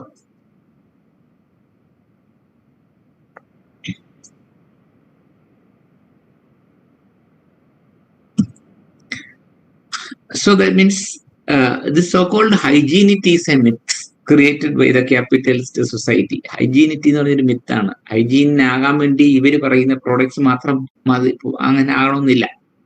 എത്രയോ നല്ല കാര്യങ്ങൾ കൊണ്ട് ഹൈജീൻ ആകാൻ പറ്റും. ഈ ക്രീമും ഒന്നും തേച്ച് മുഖവും കൈയും കാലും ഒന്നും വെളുപ്പിക്കേണ്ട ഒരു കാര്യമില്ല. കുറച്ച് കടലമാവും തൈരും കൂടെ മിക്സ് ചെയ്ത് ദേഹത്തും കണ്ണിലും ഒക്കെ തേച്ച് മുഖത്തിലും ഒക്കെ തേച്ച് കഴിഞ്ഞാൽ കുറച്ച് വെളുക്കും, സ്കിന്നൊക്കെ സോഫ്റ്റ് ആവും. അതിനൊന്നും ഇതില്ല. പക്ഷെ ഈ പ്രോഡക്ട്സ് ഒക്കെ നമ്മളുടെ അടുത്ത് ഇങ്ങനെ ആയി തരാനുള്ള അങ്ങനെ ഒരു അവസ്ഥയിലേക്ക് നമ്മളെ മാറ്റിയെടുത്തത് this is what is called the culture industry. So are you following me?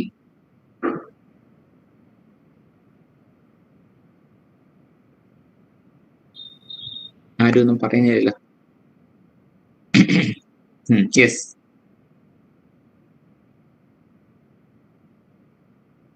That's it. So here,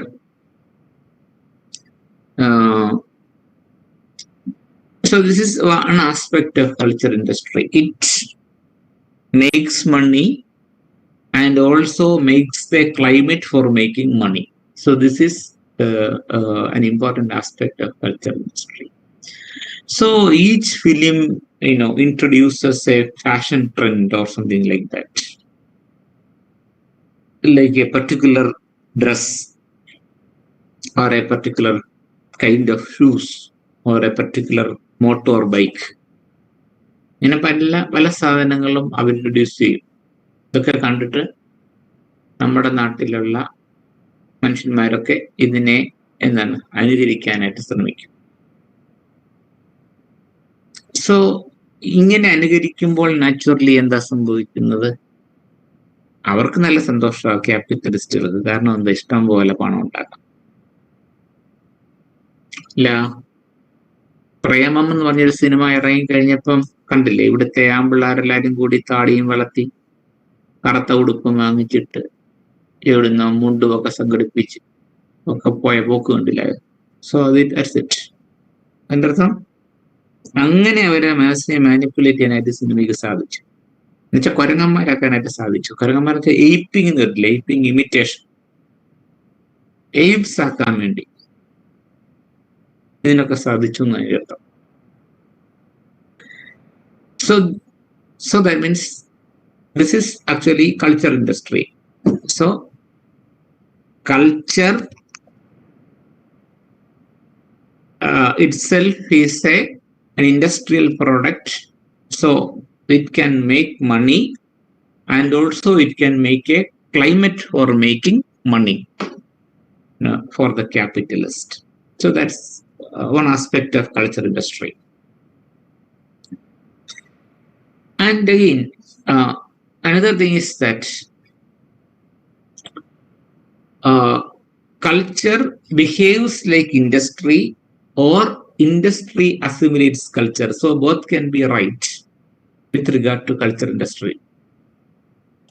So culture behaves like an industry, and at the same time, industry assimilates culture. So that means both the concepts, culture and industry, are mutually inclusive. So industry depends on culture for better marketing, for better, circulation of products and the like. And at the same time, this kind of a culture is also shaped by industry. This kind of a culture is shaped by industry. So through advertisements and the like, they are shaping culture.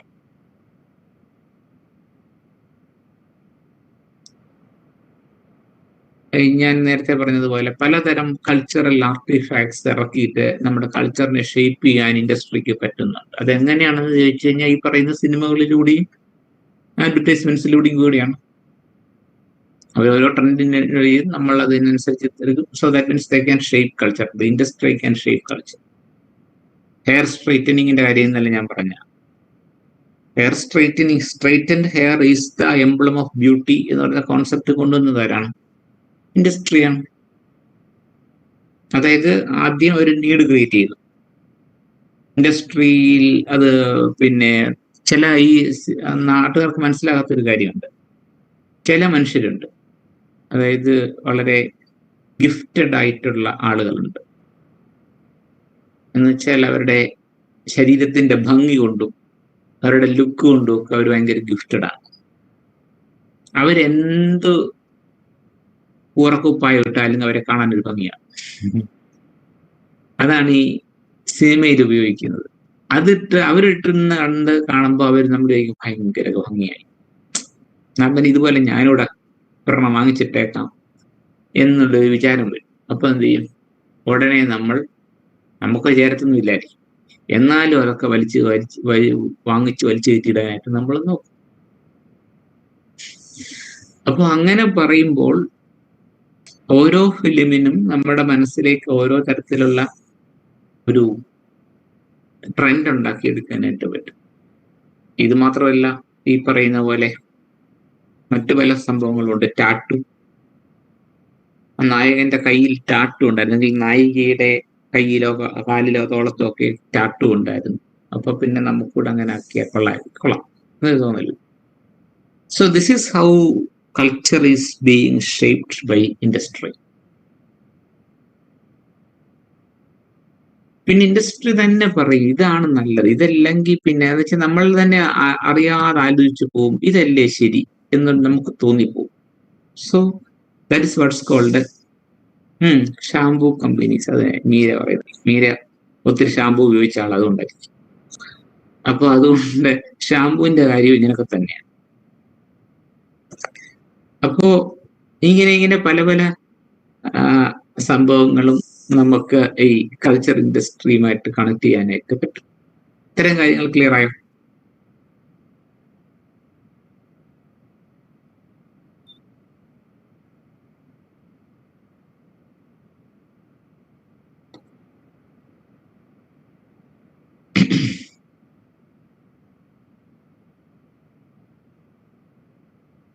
So, okay.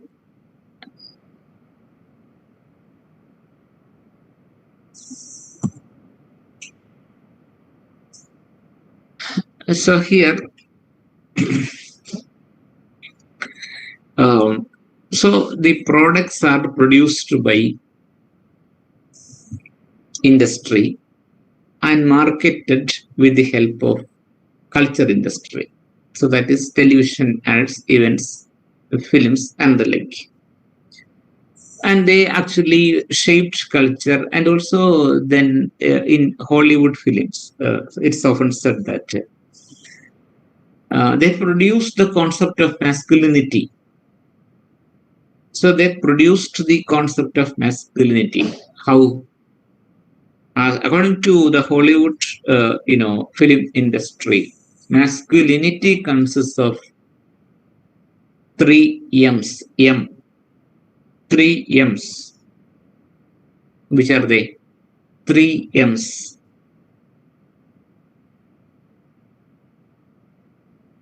Three M's.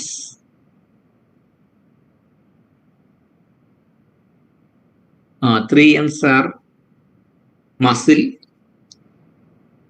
money, motor car. So that means to be masculine, one needs these three things. ഈ മൂന്ന് സാധനങ്ങൾ ഉണ്ടായാലേ ഒരു പുരുഷനൊക്കെ ആകത്തും, മാസ്കുലിനിറ്റിയിലേക്ക് വരത്തും. എന്തൊക്കെ വേണം? Muscle വേണം, then മണി, muscle കാണിച്ചു നടന്നാൽ പോരാ, കാശും വേണം കയ്യിൽ, അത് വേണം, മണി. പിന്നെ അത് മാത്രമല്ല, ഓടിക്കാൻ ഒരു നല്ല കാറും വേണം. ഇത്രയും കൂടെ ഉണ്ടെങ്കിൽ മാത്രമേ എന്താണ് masculinity വരാൻ പറ്റൂ. So this concept is unconsciously taught by culture industry. So people were taught this kind of an ideology. Okay, അതന്നെ അഭിരാമി പറഞ്ഞില്ല, വെയിറ്റ് ലോസ് എന്ന് പറയുന്നത് ഭയങ്കര ഒരു സംഭവമാണ്. കാരണം വണ്ണം വെച്ച് കഴിഞ്ഞാൽ വലിയ പ്രശ്നമാണ്. പണ്ടൊക്കെ ആളുകൾ വണ്ണം വെക്കാൻ വേണ്ടി ഓട്ടമായിരുന്നു. ഇപ്പോഴാണെങ്കിൽ വണ്ണം എങ്ങനെ കുറയ്ക്കാൻ വേണ്ടി ഓടുക. ശ്രദ്ധിച്ചിട്ടുണ്ടോ? പണ്ടൊക്കെ ഞാൻ സ്കൂളിലൊക്കെ പഠിക്കുന്ന സമയത്ത് നമ്മുടെ മാസികക്കകത്തൊക്കെ ഭയങ്കര പരസ്യമായിരുന്നു. ജീവൻ ടോൺ എന്ന് വെച്ച സാധനം ഉണ്ടായിരുന്നു. അത് വാങ്ങിച്ചാൽ നമ്മൾ ഭയങ്കര മസിലൊക്കെ കൂടും, ജീവൻ ടോൺ എന്നൊക്കെ പറയും.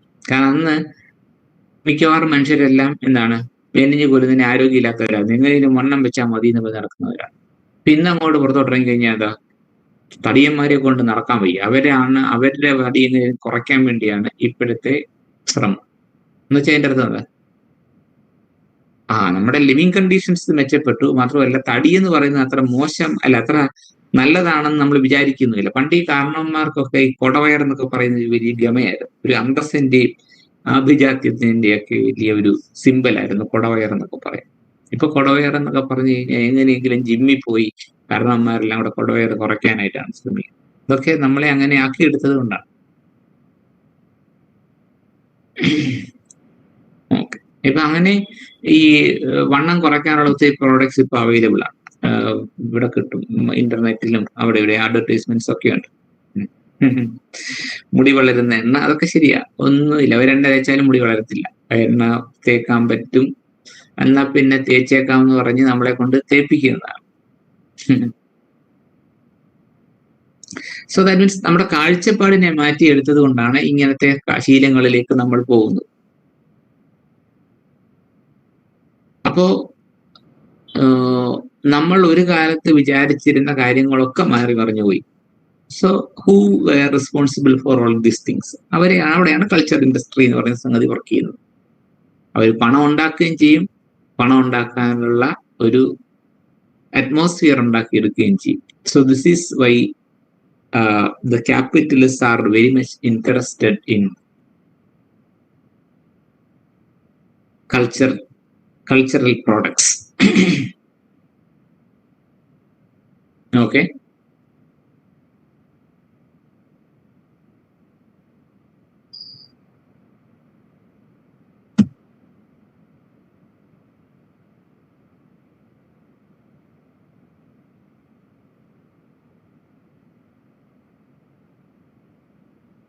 ഇപ്പോ ഞാൻ പറഞ്ഞത് മനസ്സിലായോ കൾച്ചർ ഇൻഡസ്ട്രിയെ പറ്റി?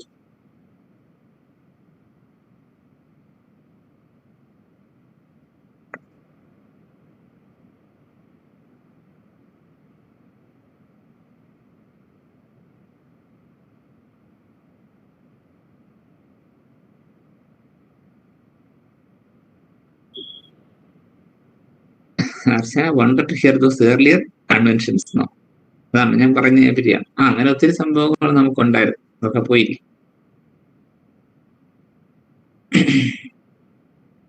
Okay, so now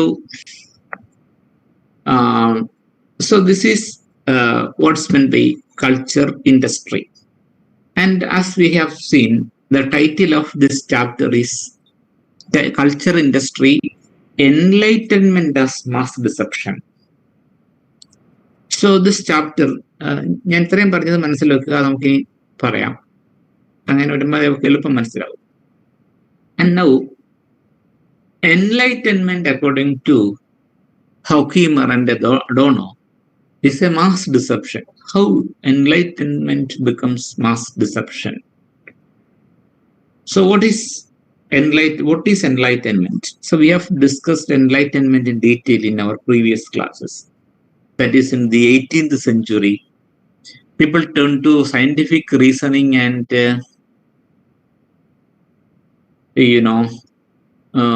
rationale, and this resulted in the beginning of enlightenment. And enlightenment rejected all superstitious beliefs, supernatural elements, and adopted a scientific rationale for everything. And that is what's called enlightenment. And according to Adorno and Horkheimer, this enlightenment was a kind of mass deception. This enlightenment was a kind of deception. So that means how enlightenment becomes a kind of mass deception. So I told you, enlightenment evolved in the 18th and 19th centuries. Before the enlightenment, the church and the religious institutions were very powerful. The religious institutions were very powerful,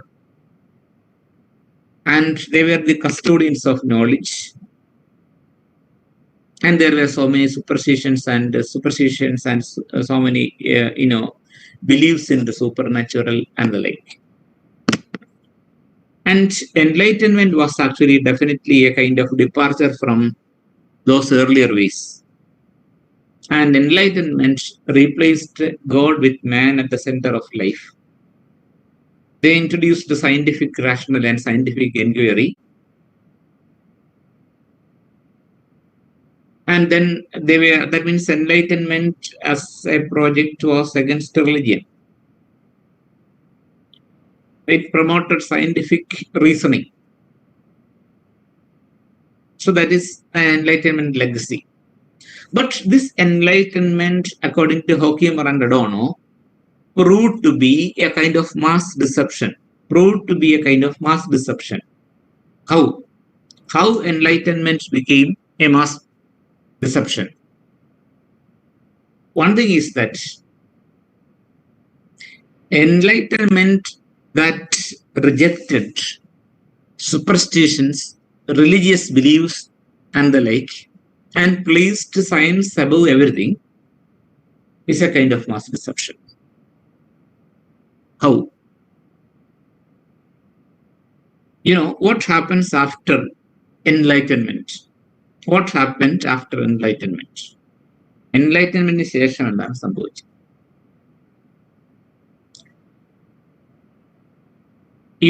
Enlightenment rejected religion, all the logics of religion, but at the same time, after enlightenment, the enlightenment itself has become a kind of religion.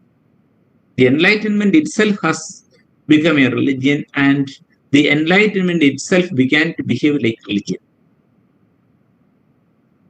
So this is actually what happened in the post-enlightenment age. That is why it's considered as a mass deception. How? ഒരു കാലത്ത് മതം എന്താണോ അത് പിന്നീട് എൻലൈറ്റൻമെന്റിന് ശേഷം വന്ന enlightenment അതിനെപ്പറ്റി ചെയ്യാൻ പറയും. അതായത് എൻലൈറ്റൻമെന്റിന് ശേഷം വന്നത് എന്താണ്? മതത്തിന് പകരം സയൻസ് ആണ് വന്നത്. And science began to behave like a kind of religion. അപ്പോൾ റിലിജിയൻ എന്ന് പറയുന്നത് ഭയങ്കര കുഴപ്പമാണ്. ആ കുഴപ്പത്തിൽ നിന്നെല്ലാം രക്ഷപ്പെടാൻ വേണ്ടി ഒരു മാർഗമാണ് സയൻസ് എന്ന് പറഞ്ഞുകൊണ്ട് വന്ന സയൻസ് തന്നെ മറ്റൊരു വലിയ റിലിജിയനായി മാറി എന്നുള്ളതാണ് ഐറണി. എന്താ അതിന്റെ കാരണം? റിലിജിയനെ പറ്റി പറയുമ്പോൾ it is said that religion has fanaticism. അവർക്ക് ഒരു സിമ്പിൾ എക്സാമ്പിൾ ആണ്. Religion has fanaticism. അവർക്ക് മിക്ക മതങ്ങളിലും ഉള്ള ഒരു പ്രധാനപ്പെട്ട ഒരു പ്രത്യേകത എന്ന് വെച്ചാൽ അവർ മാത്രമേ ശരിയാവൂ എന്ന് പറയത്തുള്ളൂ. വേറെ ആരും ശരിയല്ല, ഞങ്ങൾ മാത്രമാണ് ശരി, ഞങ്ങളുടെ അടുത്ത് വന്നാൽ മാത്രമേ നിങ്ങൾ രക്ഷപ്പെടത്തുള്ളൂ എന്നാണ് എല്ലാ മതങ്ങളും പറയുന്നത്.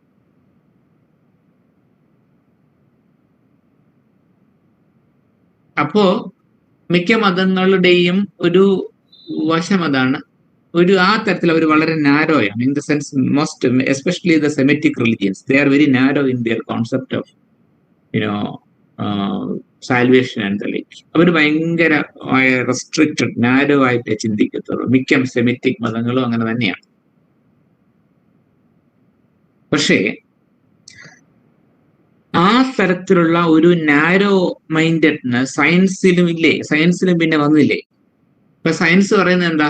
ഞങ്ങൾ പറയുന്നത് മാത്രമേ ശരിയുള്ളൂ, വേറൊരുത്തം പറഞ്ഞാലും ശരിയല്ല, ഞങ്ങൾ പറയുന്നത് മാത്രമാണ് ശരിയെന്നല്ലേ അവരും പറയുന്നത്, സയൻസും പറയുന്നത്. ഫോർ എക്സാമ്പിൾ പറയാൽ, ഈ നമ്മുടെ എന്താ പറയുന്നേ, ഈ അടുത്ത സമയത്ത് നമ്മളുടെ റീസെന്റ് എക്സാമ്പിൾ നോക്കിക്കോ.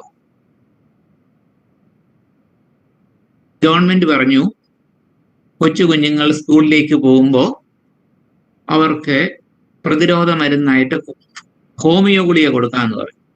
ഉടനെ ഇവിടുത്തെ അലോപ്പതിക്കാരും IMA-കാരും ഇവിടെ ചാടി വീണ് ഗവൺമെന്റിനെതിരെ തിരിഞ്ഞത് കണ്ടോ? കാരണം എന്താ?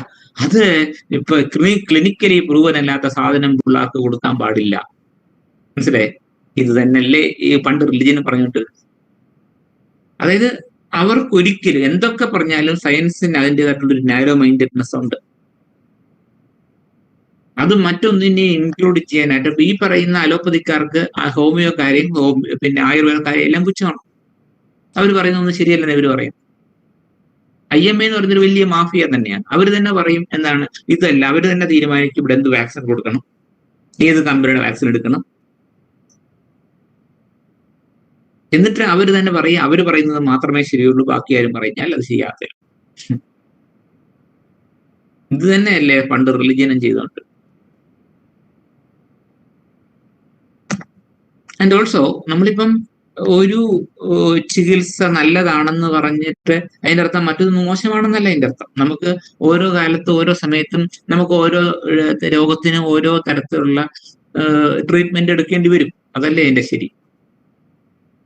ഇപ്പൊ ആക്സിഡന്റിൽ പെട്ട് തല പൊട്ടി കിടക്കുന്ന ഒരാളിനെ കൊണ്ട് ഹോമിയോ ക്ലിനിക്ക് പോയിട്ട് കാര്യമില്ല, അപ്പോൾ ഇംഗ്ലീഷ് മെഡിസിൻ പോകണം. അതല്ല ഇതുപോലത്തെ ചെറിയ കാര്യങ്ങളൊക്കെ അല്ലെങ്കിൽ ഇങ്ങനെ ഹോമിയോക്ക് ചെയ്യാൻ പറ്റുന്ന ഇങ്ങനത്തെ കാര്യങ്ങൾക്ക് അത് അവരെ എടുക്കണം. വാദം വളരെ ഇഫക്റ്റീവായിട്ട് ആയുർവേദത്തെ ട്രീറ്റ് ചെയ്യും, അവർ ആ കാര്യത്തിൽ അവരെ എടുക്കണം. ഇങ്ങനെയൊക്കെയുള്ള പല സംഭവങ്ങളല്ലേ കുറച്ചുകൂടെ ആ ഒരു ഫ്ലെക്സിബിലിറ്റി അല്ലേ ശരിക്കും വേണ്ടത്. So that means this is how enlightenment, according to Adorno and Horkheimer, proved to be a mass deception. കാരണം അവർ എന്തിനെയാണോ റിജക്ട് ചെയ്തുകൊണ്ട് ഇവിടെ വന്നത് അതേപോലെ തന്നെ അവരുമായി. So that is why it is called a kind of mass deception. അത് നമുക്ക് അടുത്ത ക്ലാസ്സിൽ കൂടുതൽ ഡീറ്റെയിൽ ആയിട്ട് ഡിസ്കസ് ചെയ്യാം. Now we shall wind up for the time being, and if you have doubts we can clear. That is for 5 minutes. അത് കഴിഞ്ഞ് അടുത്തതിലേക്ക് നമുക്ക് അടുത്ത ക്ലാസ്സിൽ എടുക്കാം.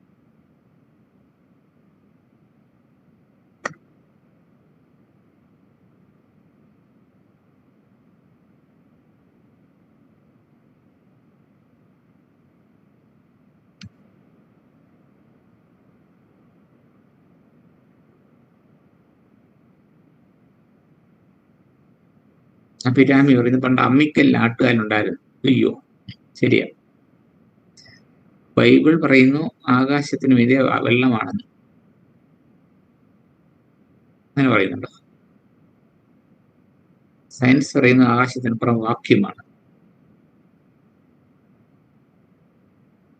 എല്ലാവർക്കും എന്തെങ്കിലുമൊക്കെ ഓരോ വേർഷൻസ് ഉണ്ടാവും.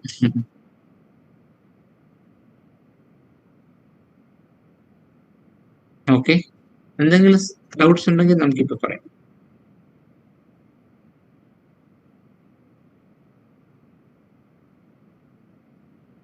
Interpellation means it is called hailing, calling എന്ന് പറയുന്നത്. ഹെയിലിംഗ് വെച്ചാൽ നമ്മളെ ഇങ്ങനെ വിളിക്കുന്നതിന് ഇന്റർപെലേഷൻ എന്ന് പറയും. അപ്പൊ പല ഐഡിയോളജീസും നമ്മളെ ജനിച്ച നാൾ മുതൽ ഇങ്ങനെ വിളിച്ചോണ്ടിരിക്കുക, വാ വാ എന്ന് പറയും. അപ്പൊ നമ്മൾ എന്ത് ചെയ്യും? ചിലപ്പോൾ ചില ഐഡിയോളജി വിളികിട്ട് നമ്മൾ അവരോടത്തിലാകും. An example is gender ideology. അങ്ങനെ ജെൻഡർ എന്ന് പറയുന്നത് that is a kind of ideology. Man is like this, woman is like this. So this is a kind of ideology. This kind of gender ideology creeps into the mind of the people from the very beginning. അതെന്തുകൊണ്ടാണ് ഈ ideology അവരെ interpret ചെയ്യുന്നതാണ്. That's what's called interpellation. Is it clear now?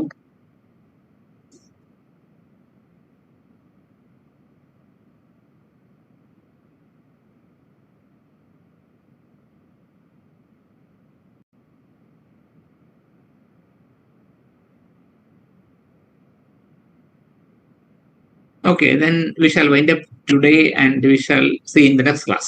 Thank you. Thank you for your patient listening.